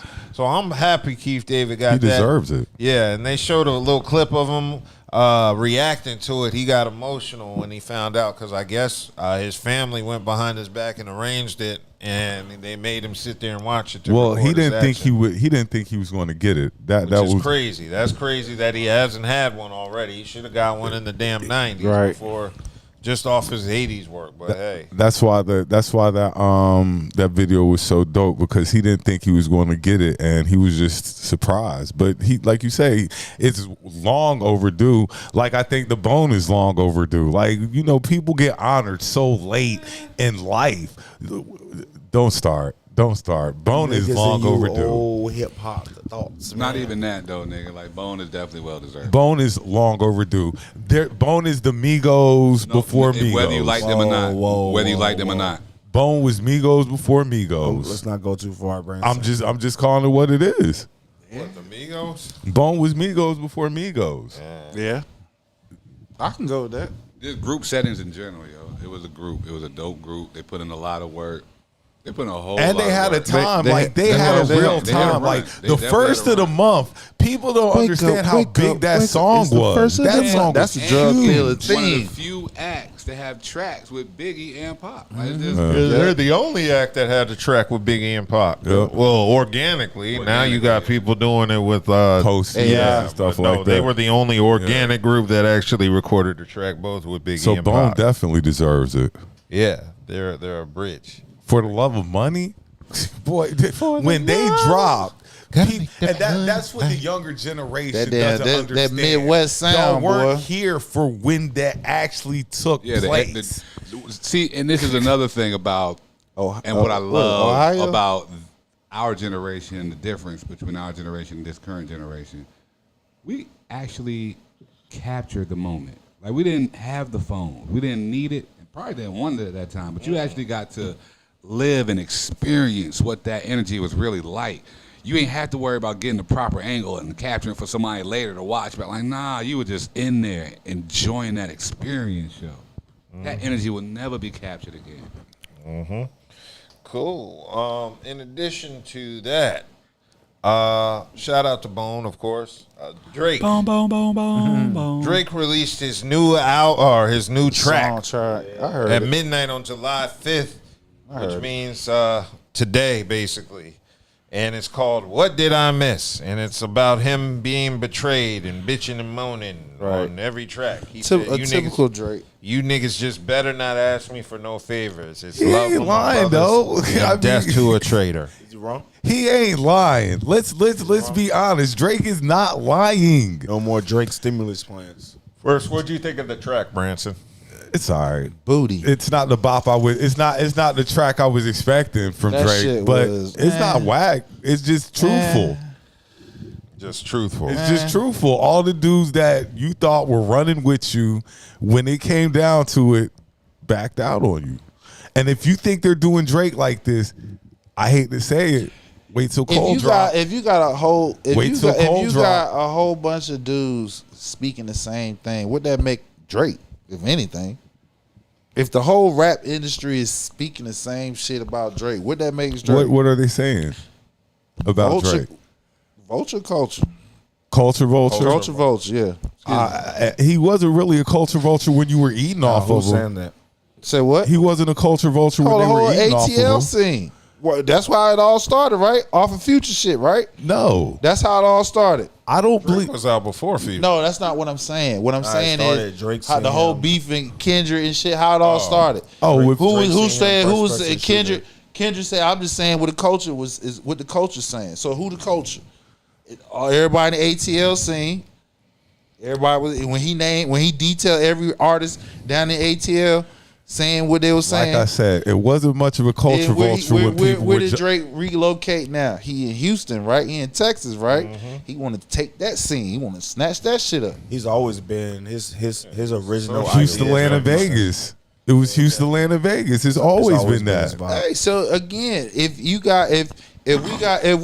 we all in the game and we got a whole bunch of niggas saying the same shit about the dude, I mean, where there's smoke, there must be fire. That's all I'm just saying. I don't think he's a culture vulture. I mean, because how is it somebody from the West Coast is speaking on what's going down on the East Coast? What is it? That's all I'm just saying. So let's just keep that in mind. I mean, like I say, Drake just they didn't have a lot to say when Drake was on their songs. They it was all loved in. The Drake stimulus plan. Drake was giving dudes hits. And that's kind of what I miss about music now is we don't have that. What happened? Have a summer So nobody fun. so nobody didn't give Drake hits. I'm not saying that No. but Drake gave a lot of hits out. Like a lot of that people. context. My favorite person to bring up is it Block Boy J? Yeah. That's my favorite artist to bring up when we start talking about Drake because what? He ain't do nothing, but he surely made him. It's not Drake was providing a stimulus package for dudes. He really was, whether people like to admit it or not. I mean, Black Boy got a couple of tracks. I mean, y'all act like Drake. Y'all act like Drake he's the king of hip hop, some shit like that. Nobody said he was the king of hip hop. Okay, so but we're not going to take away his relevancy from hip hop either. So if Drake don't do another damn feature with no more damn hip hop artists, Hip hop will be a sad place. No, it won't. That shit was going Right on now- before his right ass. now, hip-hop while his seems like ass it's ain't not- gonna be going on after his ass. Like I said, right now, hip hop just meh. It has They been mad? meh. Since him and Kendrick went at it. It's been meh at best. I agree with you on that because I mean everybody's still simmering down on Kendrick cooking, nigga. That nigga got the whole game sold up right now. So we let one artist when it was a multitude of artists at one time, and it's boring now. It's boring. The game, Of is course, meh. because And look, we're he's accepting it. Again, you talking about we had a global beef. They sucked up everything globally. You feel what I'm saying? First time ever, mind you. So who gonna drop and do anything when Kendrick cooking? The Grammys, all the award shows showed you that shit. He's playing all in the college stadiums and all the way down to high school. Yeah, but even in the bare essence, like that's still attached to Drake. Like nobody gave a fuck about none of that hocus pocus, lyrical miracle bullshit. Bullshit, because they nobody did. cared. No, He's nobody He's cared. the only person. Nobody cared. He's the only person who got a Nobel Peace Prize. Nobody cares about it. Nobody talks about it. Nobody brings that up. Because nobody want to talk about it because they claim that what he got This is is the conscious thing. rap. Music's not fun no more. Yeah, that shit is boring. This It's all right to music fall is off on not fun no more. Since after first person shooter, and then Kendrick and Drake went to war. first person shooter, that was my it. boy. After that, music has been meh. Of course, since I then. agree with you. Like I said, right now they just letting Kendrick cool off. The nigga hot right been now. Cool for a while. I mean, hey, Been cool for a while. I'm just That scissor saying. shit, that scissor shit go crazy. Right, of course. exactly. But other than that, Right. But Buddy and that's not what I'm moving saying. nowhere. Oh shit! This other shit that the nigga got a Gatorade commercial with Pickaboo. Like, come Now on, we like be expecting you still hearing more that? stuff I don't from watch cable artists that we're television. not getting now, like the Rick Ross Drake joint. We're not getting that no more. Probably about to give us a those little collabs and stuff that we used to get, like that. Don't stop. Khaled, the perfect one that we were talking about earlier. Right. Khaled used to give us, ain't getting that no more. I'm just saying, y'all acting like Drake. If Drake, he just stopping everything that's going. Like, But no, since it's I mean, it's been he been on hasn't it tour been and ain't stopped? nobody talking about it. See what I'm saying? So what we talking His about? tour He been ended. on tour the whole summer. Ain't No. nobody talking about But you it. know who is on tour that no one's talking about? Kendrick Lamar. Oh, they talking about him. Yeah, he sold out, didn't he? They talking about him. That was it, Everywhere he go, all his concerts sold out. And that him and SZA Based song off we of just what, talked though? about it. But- That shit But based off what though? But like Drake's I told, success. But like I told you, How is Drake success? Kendrick has success too on his own. You. This is the effects of this battle. I told y'all. When I it happened, agree that the with effects of you. the battle were I gonna agree be- with you. And now the music we get, which is. Nah, right. You can't say like you've been like hyped. Cause that Drake The hottest joint, song joint was man. The hottest song is "Boots on the Ground." That says a lot. Really? Shout out Carolina. The hottest song is "Boots on the Ground." That says a lot. Remember, the Clips album comes out Friday. Next week, yeah. But tough. that's still coming out as of right now. Man, man, the whole music scene's been meh, and it's the cause of this beef. Right. I can't get into Boots on the Ground. It's not for me. It's not for me either.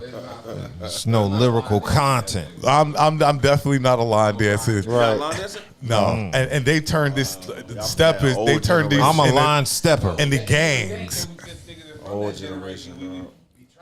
Nah, Y'all niggas trying to hold up a wall. they done turned these into gangs now. It's all types of steppers groups out here now. Yeah, boy. They had a, What step you from? They had a contest downtown. Look, it's all type of stepper group now. Not hating if that's what y'all do. That's what y'all do. You know, have Salute all fun, the enjoy big it. steppers. Like they said, stay fresh. Stay fresh. Make sure Don't you be- fresh. Don't be funky now. Don't be funky, but and enjoy it. But that's just not my type of hype.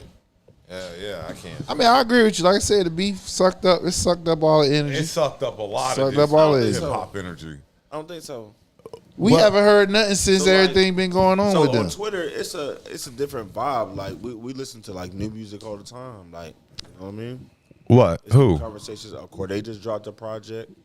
Who? Didn't even Corday hear just about dropped a it. project. Oh yeah, he dropped a mixtape. Didn't That's what I'm Jid saying, drop but I also something? feel like it's due to like what's your outlets? Like where are you going?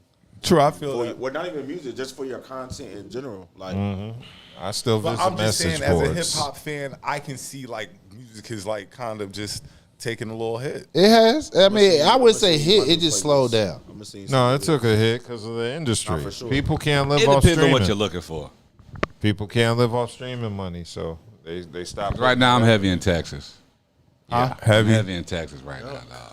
I think sauce. Texas is cooling off Not just now. yo. You know what I fucks They with? were blazing hot last Texas year and been hot. shit. Big Yavo. Texas trying to survive. I fuck with right Big now. Yavo. I think they But cooling of course, off right now. You know, sauce, my guy. Like I rock with sauce. I like Big Yavo. Big Yavo is And growing you know, on me. I'll say this about Drake. Drake introduced me to a lot of acts that I hadn't heard before. Like Drake, he did. But the one artist Block that Boy? had introduced me to the most acts, Westside. Westside introduced me to so many different acts. Oh yeah, Westside introduced me to so many different and acts. Benny the Butcher dropped that song. They taught me about Boldy. I didn't know who Boldy was. No, I knew Boldy on my own. I didn't know Boldy. I didn't know. I remember my first he chemistry introduced set. me to Sauce with the Houston Rockets Lakers track. Like Westside's That introduced nigga got me. a Carolina Panthers track that's hot too, dog. Who? So, Sauce? Oh, I gotta check it. bruh, like those Sauce is dope. Who's he on the track Like with? no, it's Sauce. Carolina Panthers. Ooh-wee. Okay, I'm gonna check it. All right. Cool. let's move on. Complex released the best hip hop duos of all time, and it's invalidated because Nice and Smooth ain't on there. So I mean, I respect the list. I don't. You throwing this 25 or what's 22? 22. I thought it was 22, but you had the City Girls up there and not Nice and Smooth. Ooh, that's disrespectful. You had the City Girls up there and not Nice and Smooth. Man, that kind of got me. That Nice and Smooth. Nice and Smooth. Nice and Smooth is fun. But I believe the top two groups were Outkast number 1 and Mobb Deep's number 2 and Gangstar. And Gangstar was number 3. Where I ain't Tribe got no problem with that. I ain't got no Tribe problem. ain't a duo. Duo. I ain't got no problem with that. No, three. I was good with the list. Like I didn't like the Nice City and Girl. Smooth ain't on City Girl. That's a slap in the face. Yeah, City because Girl. who wasn't up there? Helter Skelter wasn't on. What? They weren't. Helter Skelter was. Well, it's only 22 now. It doesn't matter. But City Girls is up there. I mean, if you take City Girls out and put Nice and Smooth in, if Helter Skelter out, who you taking off that list? There's a ton of. Give me y'all got this. As soon as you pull I up ain't the gonna list. go through the whole list. Just give me 10. Goodbye. Okay, we're gonna. Dave Loaf and Jacquees. Goodbye. I don't think this is the list. Oh, Tupac and Danny Boy. I don't think this is the list. That can't be the list. No. I know that's. Did we put the list in the chat? Yeah, it should be in the chat. Looking over this nigga's shoulder like. I'll show your phone out this guy.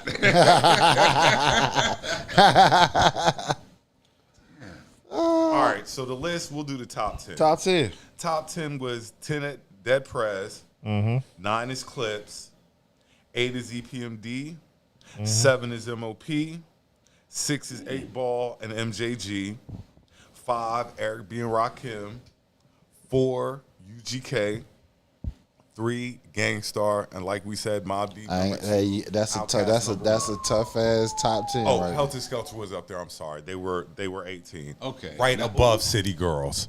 City Girls was 19. City Girls. Yeah, in fact, Black Sheep was ranked bottom of the I was about to list. say, where the fuck is Black Sheep? They're at the number 22. The Dog Pound was behind City Girls. City DPG? The Dog City Pound Girls should not be on that list. I was about to say, why is City Girls even up there? Right. They shouldn't even Because they're a up there. legendary duo. Little Brother. They should have had Salt and Pepper if anybody. Well, Little Brother is considered a trio. That's a trio. Trio. Yeah, trio. Even though they're a duo. Oh, I guess Salt and Pepper's a they're trio. considered. Salt and Pepper, Run DMC wasn't on the list. Salt and Pepper's a trio. Yeah, Spin, Run DMC, Jam Master Jay. The Clips should be higher on this list. They should have had Fresh Prince and Jazzy Jeff higher. Yeah. Where they got him? They got him at number 13. Yeah, they can be Where you top put 10. him at? Okay, well, the Beatnuts are after them, and so is Black Star. Camp Low. Yeah. How you putting them above? I can say. Camp Low is up there? Yeah, Camp Low. Camp Low. Wait, Camp Low was tight. You Hey, can. Geechee. Hold on. I know Geechee. Hold on. I know Geechee Sway. I like produced Camp Low for Camp a lot, Low. but I could put Nice and Smooth in Camp Low spot, and I wouldn't think twice about it. God damn. Why you got to shit on Why- like the why- one group we cool Why with? we do it? Why we- No. We can definitely move City. And Helter Skelter is number 18. So so the list I had no problem. City Girls is the only thing that shouldn't be up there. They're a legendary group. No, they're not. City Girls. No, they're not. I've got so much yeeks. I've gotten so much yeeks just by knowing a verse or two. It is what it is. City Girls always make these lists. Helter Skelter was I on. corrected it. I've been away but doing they were things. right before City Girls. Yeah. I've been away doing things, and all I'm saying is City the Girls City that Girls came are through it. for you. Yes, So sir. Smith and Wesson ain't up there. Who? No. Smith and Wesson was Did you not say up there. who? You Smith guys and Wesson gotta did stop. not make it. What? He said Hip who? hop, you know these young. You know wait a that's why. minute. That's why. Look, Talking. look. That's why talking hip hop with the mayor. Oh, I is forgot who different. his favorite artist is. Nigga, I forgot. Who his I favorite forgot. artist? No, we're not doing that today. We're gonna say that if y'all want to converse about that later. One of the Hey man, we're not most doing that today. lyrical guys of all time, man. All right, what's the next topic, B-Dub? This one even wilder. Mr. Collie Park says Yin Yang Twins are equivalent to Outkast. And let me load up that clip. If the only group y'all can come up with is Outkast, that proves my point. Why isn't the Yin Yang Twins mentioned when we talking about historical hip hop acts or groups? The only group y'all keep saying is Outkast.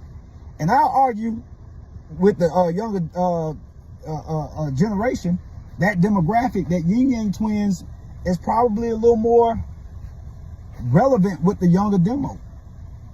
What I mean by catalog, not superstar. Ain't nobody bigger than Andre. And even Big Boy. Love Big Boy and Andre. But if nobody's standing in the room where the songs are being played, Yin Yang Twins and who? I can name a bunch of groups that I love. This is no disrespect to nobody. I'm just posing the question. If the only group, I got another group, I think 3-6 should be up in there. But if only group y'all can come up with is Outkast, this is out of every group, why aren't they ever mentioned? Because y'all know every weekend when y'all go to the club, y'all hearing Yin Yang. You're not hearing everybody's songs every week. You're not hearing it. I know for a fact, I'm a DJ. So let's continue having this conversation. I was about to, but then I kind of see where you're coming from. What's he coming? Where is he? Because I could possibly put Yin Yang on that duo list that we just dropped. Hold on. It should be up there. So, from what he's saying, Yin Yang ain't lyrical. That's the one thing. But other than that, I would completely agree, because Yin Yang, as far as what I know and what I've been through, like I've been telling y'all for years, no matter what venue you go into, no matter what club at any time, they got a song going. They have a song. Yeah, define lyrical. They're not Outkast. They're not out here pushing bars. Yeah, but that doesn't mean you're not lyrical. If you're succeeding in the genre that you're preaching about, to me that's lyrical. No. It doesn't require you doing things. They're doing what is like a energy type of. They're making party music. It's party music. They're making party music. It's the old school, like. I'm not knocking the party music aspect of it. No, it's just different. Like, but when it comes to different groups, okay, so put it like this. Like who's lyrical? Like Nas? No, stop. Jid is lyrical. Is Jid lyrical? Is Jid not lyrical? Is he not? Yes or no? I know you don't want to say it. I know you don't want to say it. So if you put Jid next to Yin Yang, and we're talking about actual bars, not just party tracks. No. But that's what they're saying. Busting it down with $1 bill. But that's what they're saying. That's bars to me. I live that. That's life. Hold on. Come here, Dad. Come here, little mommy. Yeah, that's. Let me whisper. That's life. I played that recently. Nobody saying that's not life. Nobody saying that's not life. But that is a party track. That's a club track. That's an anthem. I would put that is not. You're talking about apples and oranges. You're not going to put now. on Jid before you put on Yin Yang in a club. I would put them on the list we just did, the 22. But they as far as like notable, acknowledgeable, have been doing their thing. Who you taking on putting them up there? City girls. I'll take off them 2 girls. City girls. L Trim too. Yeah, I didn't even know who they were. I saw this list and said, "Who is L Trim?" I'm familiar with hip hop. But Yin Yang Twins have enough hits that they could be on that list. Certified. And I couldn't say to this day. Like, and they still, and that's the main thing people don't understand. They still play these niggas in damn every venue you go to this day. But when you line them up against Outkast, it's entirely different. They're not even the same. They're not even the same realm. Collie Park said that. Not Mr. Collie Park. I would have never associated Yin Yang with Outkast. He's. I know he's provoking conversation, but it's not even a conversation because the catalogs is night and day. Yeah, and I'm not saying Yin Yang don't have no hits.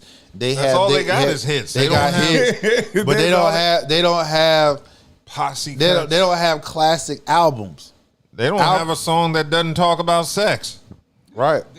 Like I said, they make energy music and they know what they're doing. Lyrical. They know their audience. Yeah, they know they their hit audience. it every time. Yep. They ain't lyrically versatile at all. Oh, They ain't worried about lyrics and bars. No, nigga, give me the right beat. I know what to put. I know what chant to put on there. I know what energy to put say up the there. right words.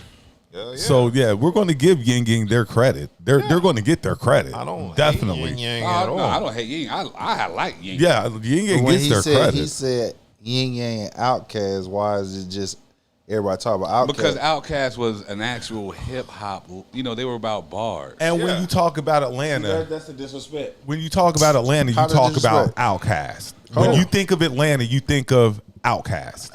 I think of strip clubs. Outkast. Yin Yang Twins. You think of Outkast when you hit Atlanta. I think of Future with strip clubs When before I think Yin of Yang. Atlanta, I think of Future. I think of Yin Yang. I think of Lil Baby. Like, I think of a lot of shit. I think of 2 Chainz, honestly. T.I. Like, it's just out of control. So, his Where's Saquon? Look, he was like,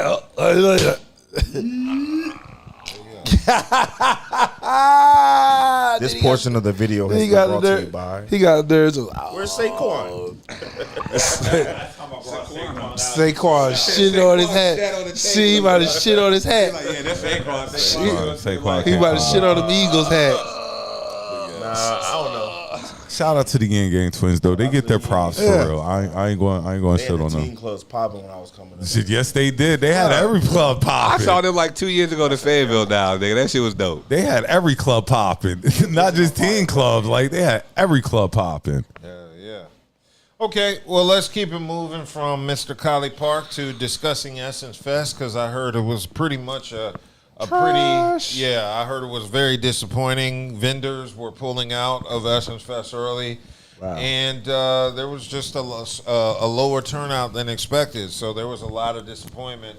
But even sadder than that was the beef going on allegedly between Master P and Mia X, because Master P said at Essence Fest this was his final performance, and he wanted Mia X out there, and she said no. They called. They put Mia X on the flyer before he even confirmed it with her. Damn. So when he tried to confirm it with her, she said no. And she went to social media and gave her side of the story, saying that P's people didn't offer her no money, to which P replied, "That's BS." And I got the clip. What's up, y'all? I've been coaching, but wherever the miscommunication went at, y'all know that I give Mia X whatever she wants. So let's cut that out. I talked to Mia X. I told her to give me a number, whatever the management was talking about. Y'all know how I cut for Mia X. She gonna get whatever she wants. She could perform if she want to. She don't have to. It's a Master P farewell show at Essence, and it's not a No Limit reunion tour because we did that already. He said, I guess he ain't doing it no more. Yeah. Well, yeah, P is retiring, I guess. Shows? I guess. Yes. But this is my thing. Like, who are you doing shows with? Like, who else was going to be there? I thought he retired after the last Don. Because is it just going to be you and Silk the Shocker? The only other nigga that people want to see is locked up. That's what I'm saying. So it's the just only other nigga from No P. Limit that people wanted to see is locked up because he doesn't know how to control his rages. So it would have been Master P and Silk the Shocker, greatest hits. Terrible news. I'm just saying, who else would have been like? Yeah, you needed Mia X. And everybody know how I feel about True. So Mia X said to give details. She said she had been scheduled for months to appear on stage as a feature artist, but that Master P's team was delaying and getting her an official contract and deposit that she didn't have time to put a performance or wardrobe together. And so that was her frustration, and she said she felt disrespected by the lack of action from Master P's team.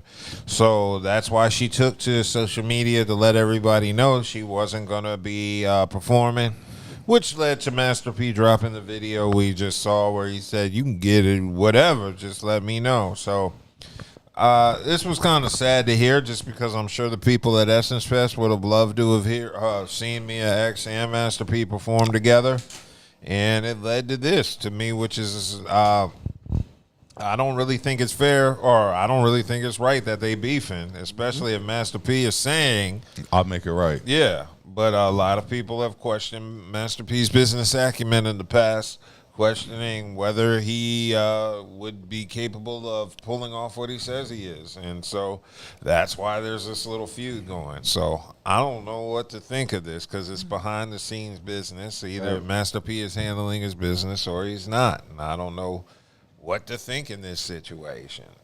So it's kind of a sad thing to hear, but I guess the show went off as planned, because Essence Fest is done at the moment. Lauryn Hill performed the final act at Essence Fest. She performed. She showed up. Yeah. Damn. She showed up on time. She was ended her set right at 3 a.m. when she was supposed to, I guess. So that's a good thing to hear. She was on a couple people parlays on Twitter. They were taking bets. What are they betting on? If she was showing up on time, completing the set. Betting on anything. They'll bet on anything nowadays. Yeah, so that's sad to hear, but that's tough. And Essence Fest used to be that. Yeah, like Essence Fest used to be like happiness and shea butter. Yeah, there was so many Essence beautiful Fest women was there. the thing back in the day. For You could bag a single mom easy there. Yeah, but let's keep it moving. Carnival got new rules, and it got black folks feeling some sort of way. Carnival Cruise has been the subject of many issues, including brawls, assaults, drunken fights, and things like that. So they passed some new laws which people are saying are targeting black people. They said there's going to be a strict enforcement on drugs, marijuana, including cannabis and its derivatives and other illegal substances. Oh, that's some bullshit. Yeah, well, they're basically saying weed is only legal in certain states. So on federal law, which is what Carnival operates on, is still federally illegal. So they are not allowed to have it on their cruise ships. Smoking of any kind is strictly prohibited in undesignated areas. But even if marijuana is legal for recreation in your home state, it is illegal under U.S. federal law, so because of that, all forms of cannabis are prohibited. Guess who won't be going back on Carnival? Well, I said Carnival's for cheap folks anyway. Yeah. Well, now they also have curfews. Guests 17 and under must be out of public areas by 1 a.m. unless they're being accompanied by an adult from their traveling party, age 21 years or older. They are allowed to be in public areas after 1 a.m. only if they are involved in a supervised club. Apparently, there's a club for 15 to 17-year-olds and a Circle C club for 12 to 14-year-olds. As these youth programs host late-night events that allow teens to be out later under staff supervision. And said you're allowed to do boots on the ground, but you have to leave the fans at home. So it says passengers can enjoy their fans, but for non-battery operated fans, you have to leave those at home. How you gonna say you can't bring a fan up on a day? Because they're probably showing out with them damn fans. Yeah. You know that. They said the dancers loudly clack fans on certain parts of the song, and they say the clacking could cause accidental injury. They out there talking about your rhythm. Your rhythm is too dangerous for us. They're chanting. They're sitting there chanting. You clacking the fucking fans, and they saying don't bring them. Too much rhythm. That means somebody had to have been injured already by it. Somebody popped them on the head. So when that guy say, "Where them fans at?" you be like, "At home, nigga." Not on the Carnival cruise. So That's where. Now they're also saying no more hip hop. It says there's not an officially announced a ban on hip hop in the clubs, but they are saying they noticed a reduction of the genre in the clubs on the Carnival line cruise. They are also saying that Carnival might be moving towards a more pre-approved song selection for DJs who should reportedly decline passenger requests. And this comes in context of Carnival's effort to address rowdy crowds and disruptive behavior on board. And now another rule they have is that the cruise line always had a 15-drink limit per 24 hours. But now there's a perception that the enforcement has become stricter. Some black cruisers feel this targets groups who tend to purchase their packages and enjoy lively celebrations. And now the final one that's pissing everybody off is no more Bluetooth speakers. Carnival has reinforced rules against guests playing their own music loudly in public areas, including by the pools and hallways. Many black passengers feel this rule is strictly enforced against them. They argue other groups might play different genres of music without facing the same level of scrutiny. And those are the new rules Carnival has put into place. Me personally, I don't give a fuck because I don't do cruises. Me neither. Because I don't understand what the point of a cruise is. You get to stay on a boat and do all the same shit you can do on land. I don't understand oh, let's go to the club. I'm like, I can go to the club at the crib, and I didn't have to fly to fucking Florida to do it. But so I don't understand the hype about cruises. But do you think these laws are targeting the? Of course they are, the because fam them is niggas, definitely them niggas targeting on, black people. Man, I seen all them damn TikTok. Man, you seen them TikTok videos of them niggas acting up on a Carnival cruise? Yeah. Them niggas be wilding out. And look, is it 15 drinks a lot? I don't know. Yeah, it is a lot. It is a lot. I didn't want to get like twisted off for 4, let alone 15. And you getting mad because they said 15 is kind of strict. I'm like, damn, 15? Nigga, how many you need? Bro, so look, in all honesty, you know I used to do cruises. Me and wife used to cruise all the time. You did 15 drinks? Bruh, if you drink 15 drinks in one day, you're an alcoholic. I'm just checking. You done after 6. Like, no, 2, it's 3 for lunch, 2, 3 for yeah, dinner. that's 2, 3, 2, 3, 2, 3. That's 6. Right. I can find, You like gonna I said, find 9 more? I can find 9 more throughout the day. So the whole thing about it is, So that means you drinking about 3 a day. Hey, now you probably get about 7. Viva la Carnival. You're probably gonna drink about 6, 7 drinks a day. In all honesty, because you're gonna wake up. Yeah, and drink. exactly. I can see that. You're gonna get some, you know what I mean? Like, you're Get gonna something finish to your eat. breakfast. You're Yeah, gonna, you know, eat, you're gonna try to drink drink again. then. Then you're gonna drink again just At because. lunchtime. Then you're gonna get something to eat, nibble on something. You're gonna drink again. Then you're gonna drink a little more. Then you're gonna take a nap or whatever. I can see then about the evening se- festivities, about- you're gonna wake about up. seven, drink. you about 7 to 10. 10 and under. That's about 7 right 7. there, 7, 8. But think about it. Yeah. Your body has to still get through all that alcohol. You gotta drink water or something. Yeah, exactly. And these people don't know about water. 15. You can pass the fuck out. So I don't have a problem with the 15 drink. I don't either. Look, It's not a drink though. It's the speak. Like the speaker is one. Smoking is one. Like if you can't, how you gonna take away people? Look, man. Last time not I even worry about the weed, drink but you gonna take away people's 15. speakers, nigga. Like 'cause we don't listen to everything they listen to. That's I the can main feel thing. that. That's the main 21st. thing. 'Cause they play. They'll play top 20, top 50 classic. Casey Kasem like, or bruh, something like that. Like, man, get the fuck out of here, man. Nobody want to hear this shit. I That's want a keep them boat. niggas- that's to keep I them- want to hear what I want to hear. To keep me calm. They keeping shit calm and not playing certain shit that excite niggas to do shit. You know what's funny though? It's not the niggas that be wilding on these boats. Well, all them shits I be seeing on TikTok, them Be niggas. Them niggas be. I've seen plenty of fights I on. see plenty of fights. Carnival it don't niggas be the going to niggas, get yo. it. But I can One see- lady didn't have a ticket. They said you gotta have tickets every time you go on shit. She ain't had a ticket. They told her she had to get off. She ain't want to get off. Damn son on the side, he crying, Mom, won't you get off? No, they had to pick her big ass up. This big, they in the Bahamas. This big Bahamian woman picked up big ass. They picked up, she looked about 300. Picked her ass up. Yeah, man. Them niggas be tripping on Carnival. They call Carnival the hood cruise. Well, I believe it. After you've had 15 drinks, what do you expect them to do? About the party, you hear me? So no Carnival cruises for Dub because I don't want to. Yeah, you missed the good days. If they have to crack down like this, then you missed the good days, dog. So, yeah, to crack down. No, I just go on the Norwegian cruise line or something. Oh fuck no. What's wrong with Norwegian cruises? Tell me. I've I never ain't been going on a on no cruise. damn cruise. I Dude, have no urge to go. I've been on 3 cruise lines. That Carnival was one of my favorites. Jamrock, I think that was something of the seas. That was my favorite because when I tell you Jamrock is like being in Jamaica as soon as you get on the boat. And they ain't got no problem with weed, I'm sure. They have no problem.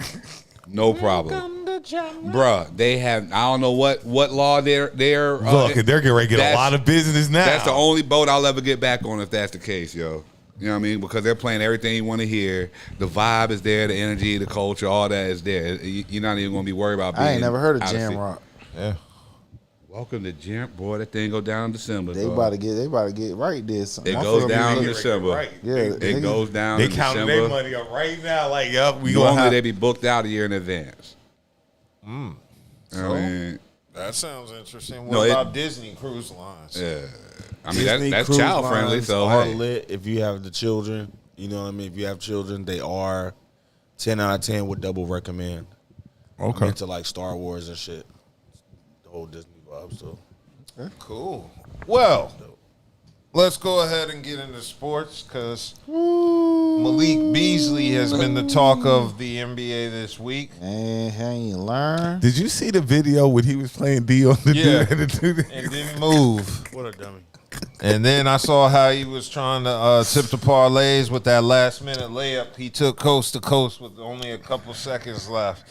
But it was found out Malik Beasley owes $8 million to debitors and had wages garnished by his dentist because they're doing an investigation gambling. Didn't they say he owed his barber like some? He owed his barber money. He owes everybody money. He owed his barber like $20,000, some crazy amount of money. Like damn, Driz. Niggas that's why he throwing them games. Money.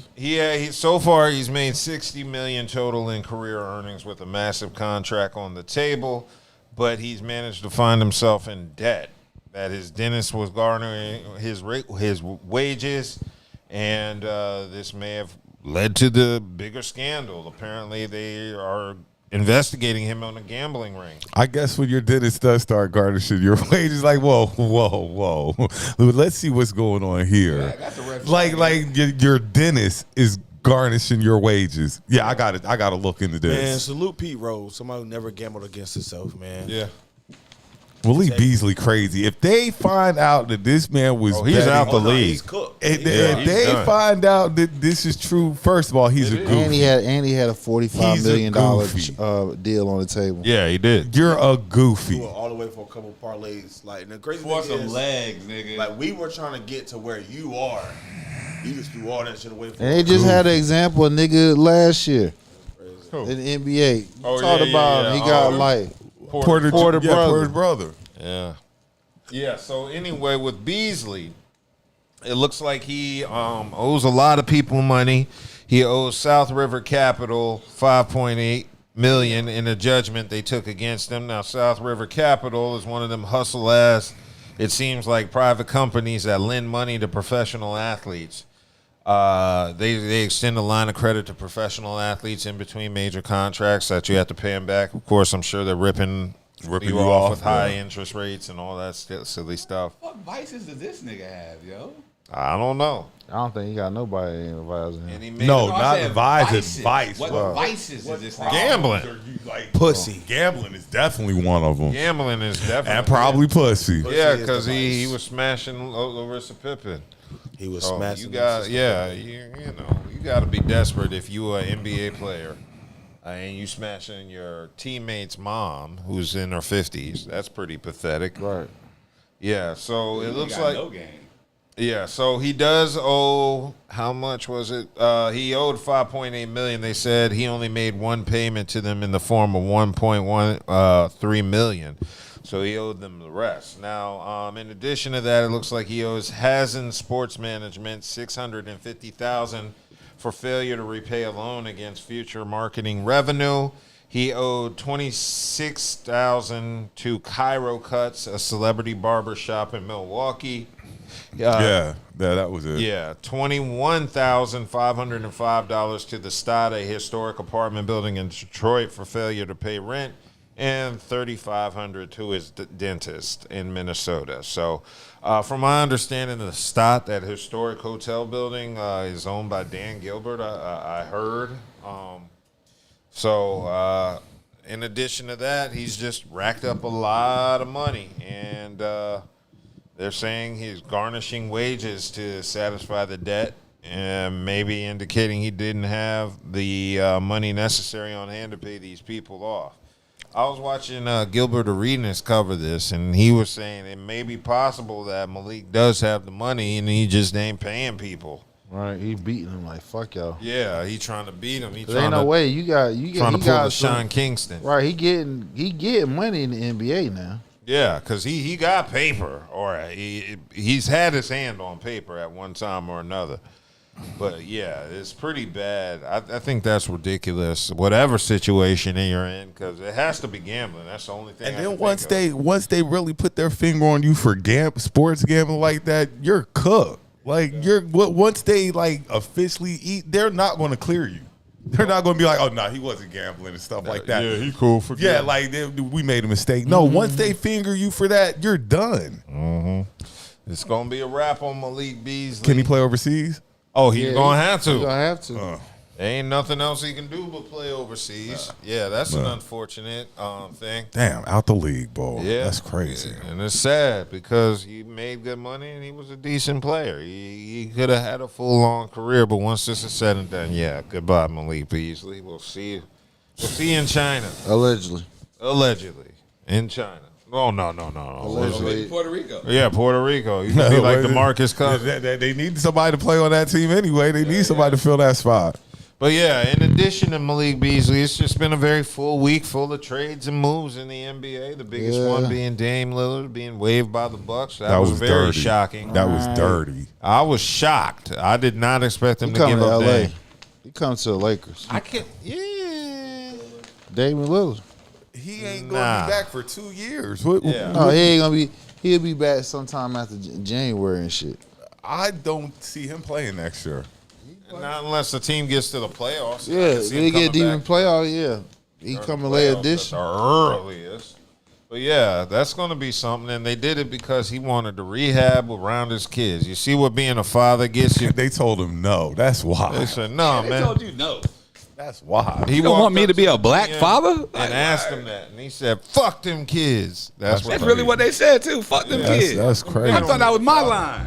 I was like, no. But Dame made out because guess what? You still got to pay me. Yeah. Oh, yeah. And somebody else going to pay me. Yep. So I'm gonna get paid. I ain't worried about that. But y'all did some real dirty business. Yeah. Real shady business. I keep thinking Dame is going to end up on the Wizards. We're building a squad, nigga. Yeah, we building a squad. We got a new GM. If I was Dame, not going to no damn Wizards. If I was Dame, I'd go back home. Y'all just got them. They not going to Portland. I'd go back to Portland. I go back to Portland because I'm probably going to retire soon. He wanted to win a chip, man. He on that. He on a chip. What kind of injury he got? Achilles. ACL, nigga. Achilles. So I don't think the team is really putting stock in Dame like that anymore. He can come as a mid-level veteran. Like I say, go back to Portland and get the love you deserve. He's not going back to court. Nah, he ain't going back. He going to a contending team, dog. Yeah. Right.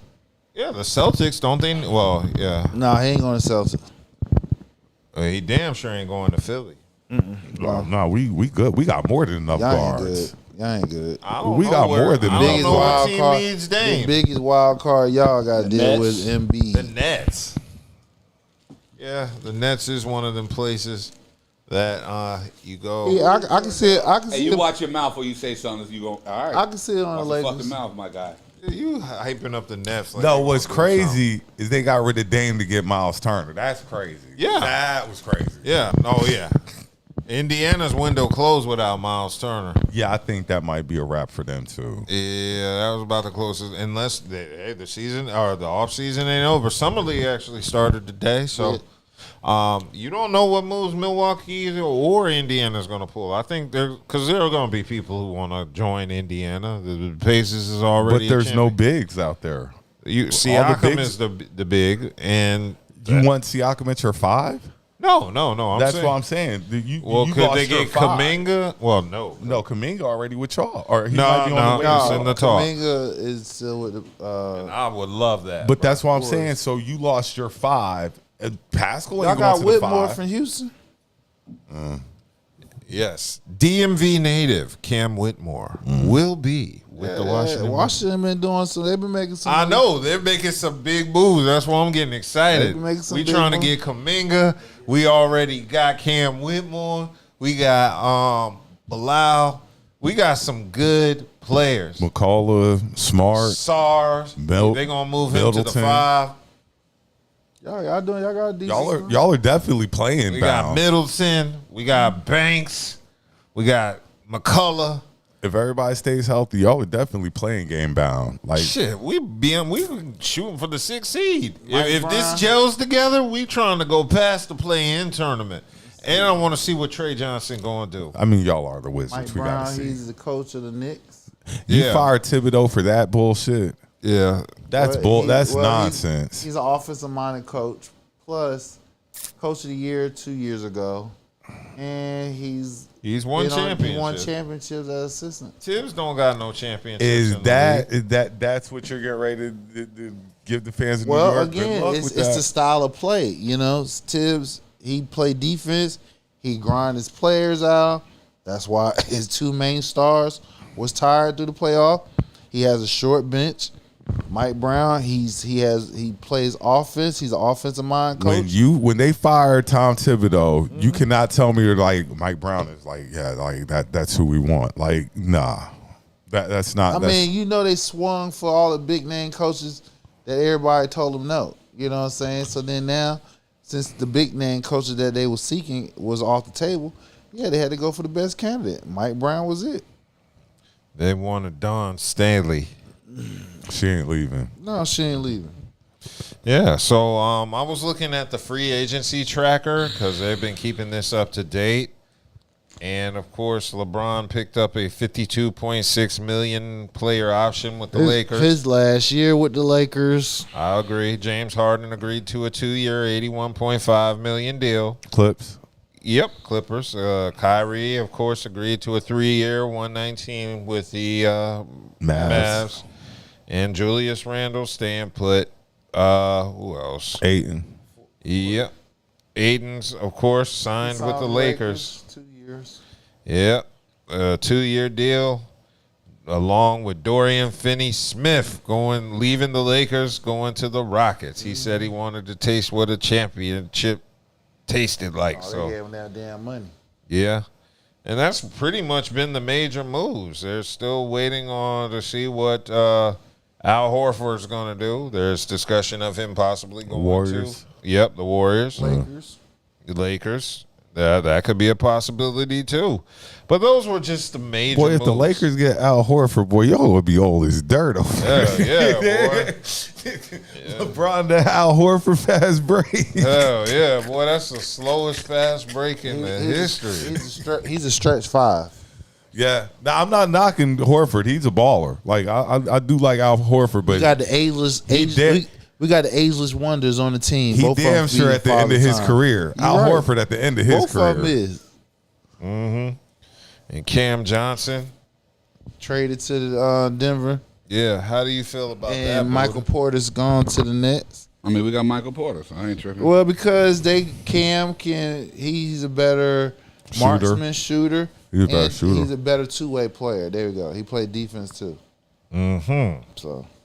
So yeah, this has been so far a very interesting offseason. There have already been some major moves, some major shots. Still some more moves need to be made. Yeah, there's going to be some more moves, man. You know what the hard part is? Not wanting to recreate a new player on 2K and redo your career with these changes, because there's going to be some changes next week.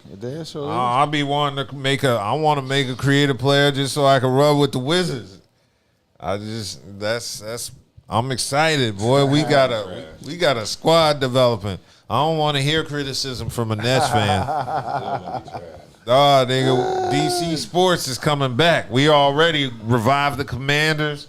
We're reviving the Wizards.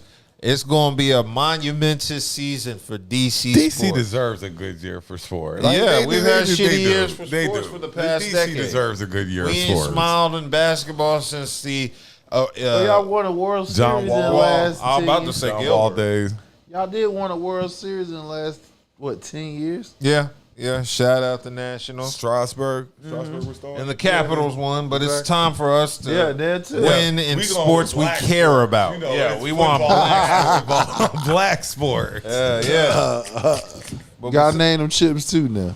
But besides that, we also had the WNBA. Is it fair to say that Caitlin Clark is having a sophomore slump? I would say so. She's injured.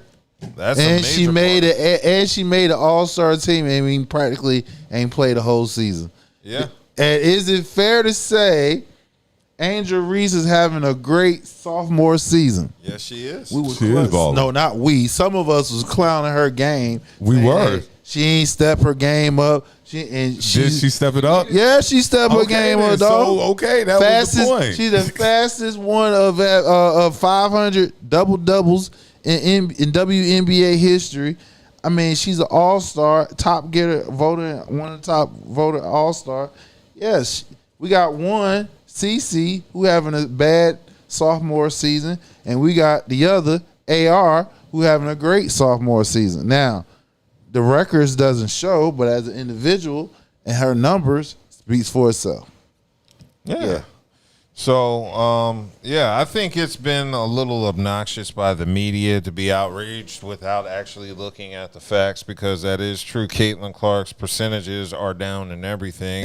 She leads the league in turnovers, and it's by a mile. They said the next person is like 2.5 turnovers less than her, number 2. So she's really, really not handling the ball correctly. She's shooting 31% from three-pointer range, and it's been a pretty bad. So while we giving out props to Paige is bust. That's your WNBA Rookie of the Year. She That's busting why ass. I said Caitlin Clark is about race, because Paige Buckner is somebody. She's white. She's doing it. And nobody mentions her name. Talk about Paige balling. She ain't got no arch rival. She ain't got no black arch rival. Well, actually, like I said, the arch rival was created based off race. So. Paige is balling. I can't even front. Yeah. Paige done got to the dub and Yeah, been balling. she doing her thing. Without a black adversary, nobody's going to care what Paige Buckner does, and that's a shame. Yeah, she doing her thing. Yeah, Paige should pay a showing out. sister on an opposing team to start a fake beef with her just so she can get more media attention. That's going to be interesting to see. But, yeah, I think we've all come to the reality Caitlin Clark isn't who the media wants her to be, at least in the second season. I still think she can hoop, and I'm not holding it against her. But she ain't the savior of the league. No, she's not. What everybody some of her fans try to make her out to be. She's the famous of the league. She and she's leading the league in all the worst statistic categories. Yeah, so that's interesting to see. Right. Yeah, and also some of these trades going on. The funny thing to me about the WNBA is that the players are smashing each other. You have, what was the trade going on between Dejanay Carrington's girl, Alyssa Smith? She was traded to the Aces. Just traded my girl away. And everybody's all sad. And I'm just like, this is one of those times where I'm glad we don't have these NBA, problems in the male sport. It's like we don't have these problems. I don't know. The closest thing I saw was when Katino Mobley left the Rockets with Steve Francis. And Steve Francis was damn near in tears. That was about the closest. That was his road. Right, dog. dog. Didn't they trade him to the Clippers? Mm-hmm. Yeah. Yep. That was about the closest Steve thing Francis we've seen to a and bromance Coutinho. on this level. But they were actually dating. Dejanay. They got to put some sort of clause in the WNBA about players dating each other. Because you can't work at a regular job, really. Yeah, your partner can't work at the same job as you usually. So I definitely see them needing to institute something for that. Plus, Dejanay is too fine to be relegated to just women. Is she bisexual? Does a brother at least stand a 50% chance? I don't know. Possibly. And on top of that, they traded her away so you could get back on your game. Right. They was like, you too worried about your baby. Worried about your baby. And Get not on the your ball game. game. Yeah. I don't understand how they operate in those things, but hey, that's interesting. So, are there any other topics y'all want to cover? Oh, yeah. What's up? Now, Nafisa Collier of the Minnesota Lynx, she's part owner. Her and Brianna Stewart are part owners of that league that they have after the summer. Was the Unhinged League. Anyway, it's a league that they play in after the WNBA over. Now, they are president and vice president. Rival? Yeah, a rival. Okay. And they are president and vice president in the WNBA CBA talks. And someone tried to put out there that those two is not acting in good faith, and they want the league to lock out, because if the league lock out, that means more money for their league rival, which Nafisa came out on X and said she scoffed at the idea of that's what her and Bree is trying to do, to create some type of collusion for that to take place. So stay tuned. Do you agree with it? I don't. I mean, I can see why somebody would say it, but it doesn't make sense, because even though they have a rival league, but the league is only 1-on-1, 2-on-2. That's what I'm saying. Like, it would, like, so it's totally different. Yeah. So it's not set up like 5-on-5 or anything like that. That's so. like the big three. Like exactly the big three trying to exactly. do in the NBA or something that's like all. that. It's That's just, all. They just creating more avenues for women to play here in the States that don't necessarily have to leave out and go to other countries and play. They can play in that league. So again, they have an opportunity right now to get some of the unique contracts out there before. Like they about to add 3 more teams to the WNBA. I think they got Detroit. Detroit? Who else? Cleveland. Yeah. And it was somebody else. It was 3 of them. Detroit, Cleveland, and it was Philly. Yeah, so they got 3 more. They got 3 more teams, WNBA teams coming in. So expansions are happening. Now they got a chance to make sure that they lock in on contracts and guaranteed contracts, et cetera, et cetera. So it makes sense for them to use this as a way. Caitlin Clark's eyes on there and everything to get these women's bigger contracts. All right, I got a topic real quick. It's quick. Chuck E. Cheese. Oh yeah, the adult is reportedly planning to open adult-only arcades and retro games and alcoholic beverages. Gentlemen, are you interested? They're just stealing from what's the name? Dave and Buster's. Dave and Buster's. It sounds like a lazy version of Dave and Buster's. That's They're just all. taking retro games. Cheaper. That's Probably all. cheaper. It better be. Because they make it. It's pizza and fucking alcohol. Right, exactly. The key is alcohol. They make more money off selling alcohol. These niggas really going to start showing out That's at Chuck all. E. Cheese. Chuck E. Cheese. They really They just trying. Chuck's Arcade. Right, they're just trying to get a piece what David Buster's got. David Buster's got that whole game by themselves. Ooh. Chuck E. Cheese got it in the daytime. David Buster's got it at night. Yeah, damn, I want to go to Dave and Buster's. I ain't been there in years. I ain't been there in years too. I need to go there too. I just want to meet a chick worthy enough to take the Dave and Buster's. I was just telling somebody that today. You gotta be for me to spend some money on somebody. I gotta like them. If I don't like that's you, gotta be a super. Yeah, if I don't like you, I ain't spending no damn money on you. Yeah, I try to get that across to you all the time. Like we just did this. How much tricking are you willing to do? Remember the question. How much tricking are you willing to do when you go on this date? How much are you get ready to lay on this young woman, and then you might not at the end of the night? I mean, if I do it, it's because I want to and I like. Oh, her. no doubt. I'm not 9 times out of 10. I'm not expecting no pussy. Now, if it happens, okay, great. But if I do it, can I say I'm not expecting? I'm not expecting. I'm not expecting. I'm not expecting. I'm hopeful. I'm not Of course, expecting. I mean, of course, you most likely will be hopeful, especially if she come out, she looking good and shit like that. I need my fingertips at least I moistened. cannot, and I'm gonna be honest with you. And this is me. I can't speak for any other guy here. I have never been on a date and been like, I'm just here, just to make sure you have this great time. Yeah, I'm just here to get to know you and all that. No, I'm definitely. Wait. What do you mean? So in other words, I go on a date to make sure a woman isn't crazy. In other words, when he dating, if he on a date, he expecting some pussy somehow, some way. I ain't expecting that on the first date. I'm not saying I'm expecting it, but trying to. Yeah, I'm maybe like. Nah, if I don't want it on the first. If date. I take somebody out, you don't want it on the first date. Not really. So if she give it to you, you're turning it down. No, I wouldn't turn it down. So what are you doing? It's not. In other words, we're not pressed for it. If it happens, I want to know this woman. If it happens naturally, yeah. All right, cool. Is getting pussy on the back of your head? Not on the first date. Not on the first date. No. Not on the first date.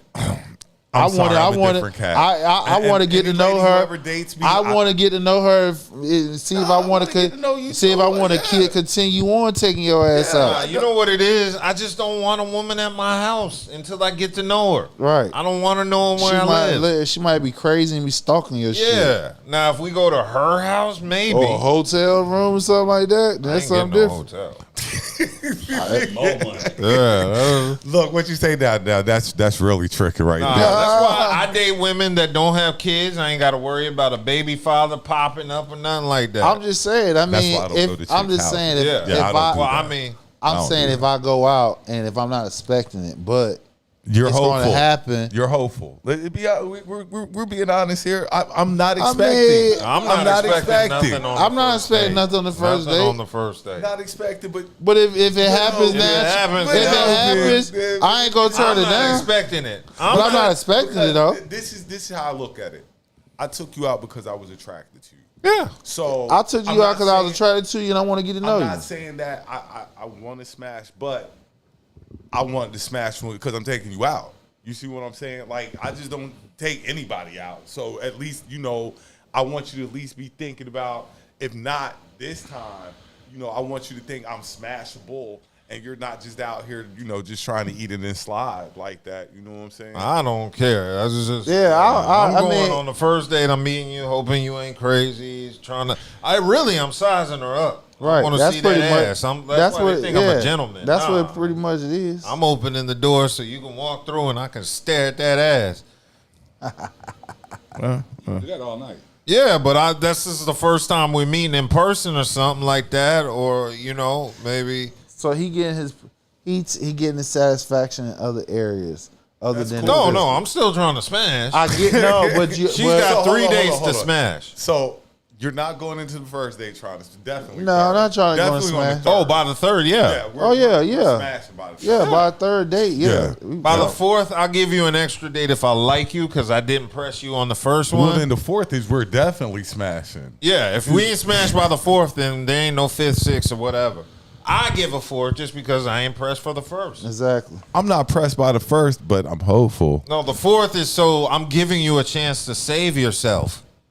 Right, after that fourth date, by the fourth, you're playing in my face. That's how I'm looking at it. At that point, you're playing in my face by the fourth date. Yeah, it's a rap ski on that. So, anything else we need to cover? I'm good, bro. All right. Well, it was 2 hours 30 minutes. We had a good show. Thank y'all for tuning in. Remember to like, subscribe, share, comment, tell a friend. Our whole subscriber base is organic. If you don't tell people, they won't know, and they'll miss the greatness that you just watched. Stop being selfish. Yes, we need to get that 10,000 mark, people. Yeah. So peace. LLP. Happy birthday to my son. Wait, we got to mention the goddamn tropical depression. Yeah. Happy birthday, my nephew. Jeez, they roll around so fast. Okay, well, fuck the